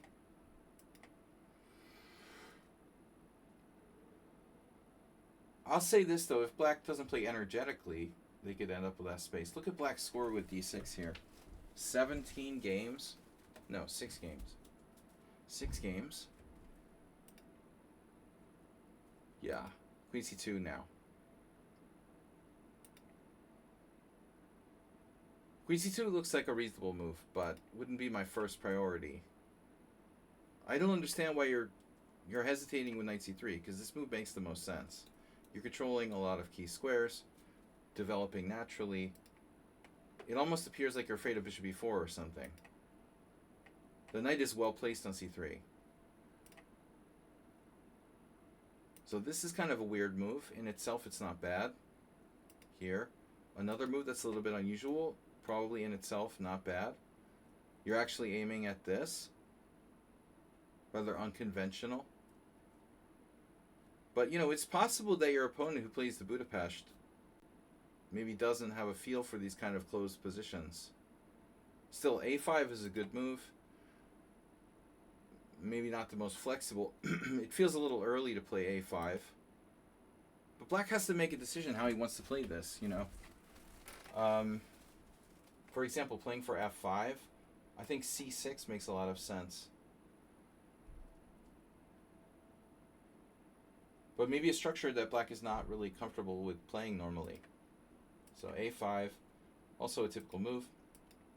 here, a3, bishop d7. You know, very routine play from black so far. Knight g3.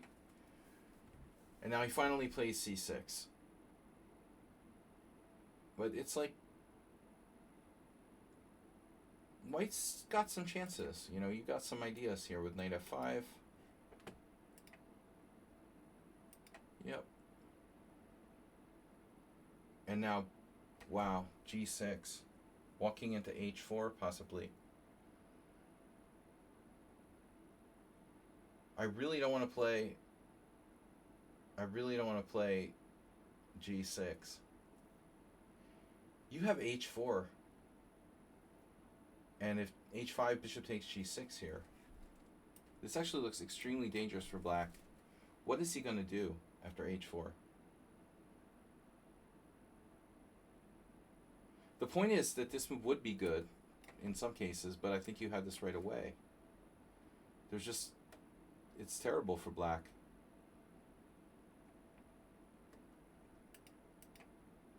Otherwise, you're playing h5. Okay, but I mean, if you're not sure, you don't have to do that. But I think you lose a lot of dynamism now. He's going to come to the c file. You're going to need to move your queen again. It's a whole different game. Black plays king g7. Why? This is a really strange move by black. I guess he wants to move his knight to g8. I do not understand king g7. I mean, there's a lot of moves that black potentially play here. Knight c7, rook c8, pawn takes pawn. I'd rather wait on that. Okay, he's afraid of maybe knight e4. But I don't think that's enough to really hurt. Yeah, maybe this pawn is a problem. Yeah, he has to watch this. You're threatening knight e4. Pretty good move. But I don't like king g7 anyway. And this is a very strange move. Actually, maybe go here for black. Then you have f4. You don't. This bishop's too good. You have to move your king, threatening f4. Black can always play f5. Yeah, he should play knight e8, it looks like. Guarding d6, because I want to be able to meet this. And make sure my d6 pawn is protected. So that way my d6 pawn is protected.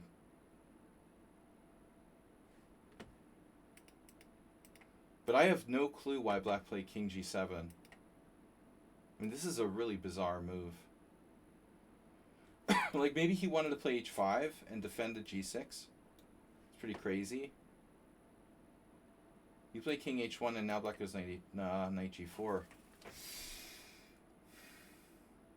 Yeah, after knight e8, it's clearly okay. Oh no. Yeah, but I mean, why didn't you play this? This is a strong move. He has a problem. He has to give you his bishop. Knight e4, knight e4. Let's say f5, knight takes c5, knight takes c5. But now for the rest of the game, you know, and this is why I'm questioning, why would he put his bishop on g7? Because here you're going to end up with a situation where your bishop's coming to b2. No dark square bishop. It's very strange to put the king on g7 when you don't have a dark square bishop over there. It would be safer on g8, probably. But you missed knight e4. Yeah, king h1 is bad. Now he gets this attack. You lose a pawn.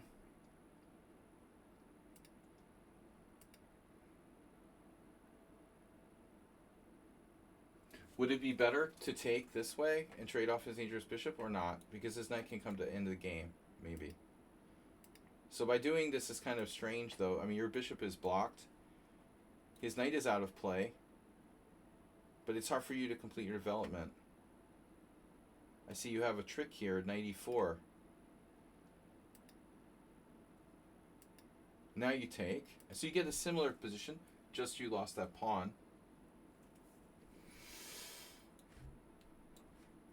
So, this is the question. Black is up a pawn, but you have an unopposed dark square bishop. And black has some weaknesses on the dark squares. You played e4, and now black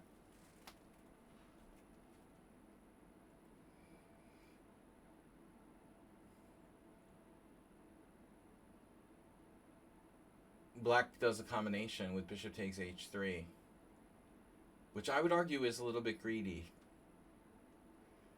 Normally, my advice to people is like when you're up material, consolidate.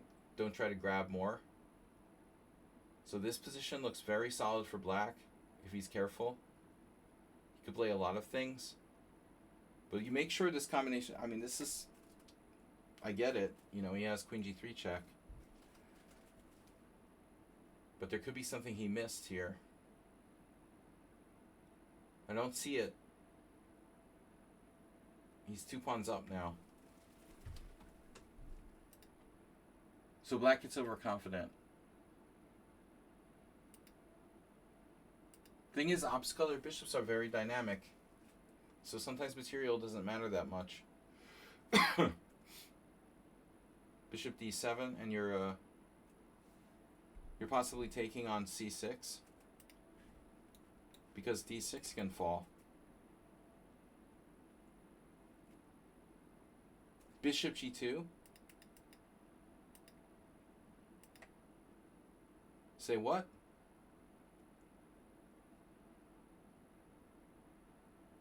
Arsenal fan, where?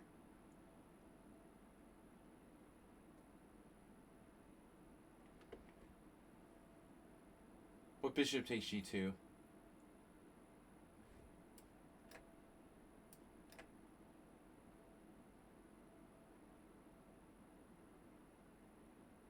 Well, queen g3.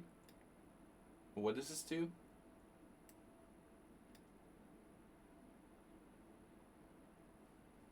Oh, bishop h6 check. Yeah, Arsenal's getting carried away. But I'm wondering about this.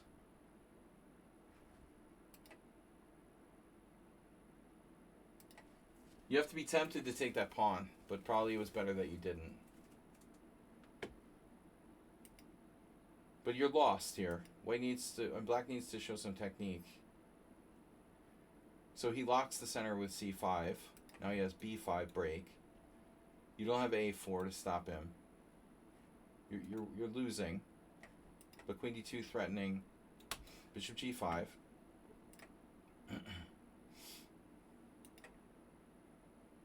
There's potentially some g3 now.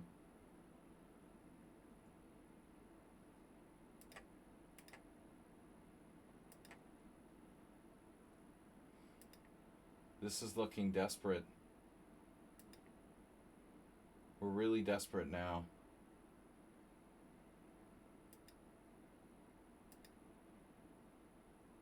You know, in that position, I wonder, should black really take with the pawn? He's a little overconfident now. Though he's still winning. Yeah, I mean, this is a clear 2 pawns up. King g6. I mean, I guess he didn't like you doubling rooks and coming down on b7, but I mean, it's way more normal to put the king on h7. If you put the king on h7, what's the problem? You know, I can guard the 7th rank with my rook or something, you know. It's a little bit crazy, like rook a7, whatever. You know, there's nothing happening here. I'll just guard the 7th rank. Putting the king on g6 is a bit funny. Yeah, black's regretting that already. Oh no. Now c5 falls. Oh my god. Yeah. The guy put his king on g6. That changes everything. Now triple attack. Rook f6 is forced. Look at that. Connect 3. And you have bishop f2 now. Turning bishop h4. Plus the lever with c5. Now white's like better. 1 pawn down and better. Played this. It's unbelievable.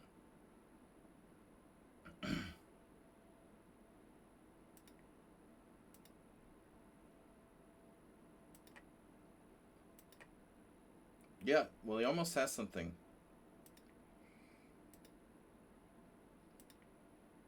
now it looks like a panic moment with bishop f3. I don't think bishop f3 is working.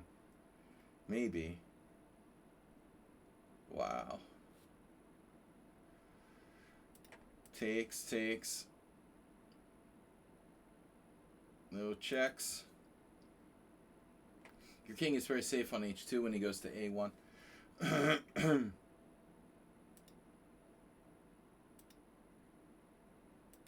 Oof. This mate. Mate on the next move? No. He has g5. Queen e7. Ouch. That was a terrible turnaround. He was really overconfident. I thought even taking with the pawn on f5 was a bit much.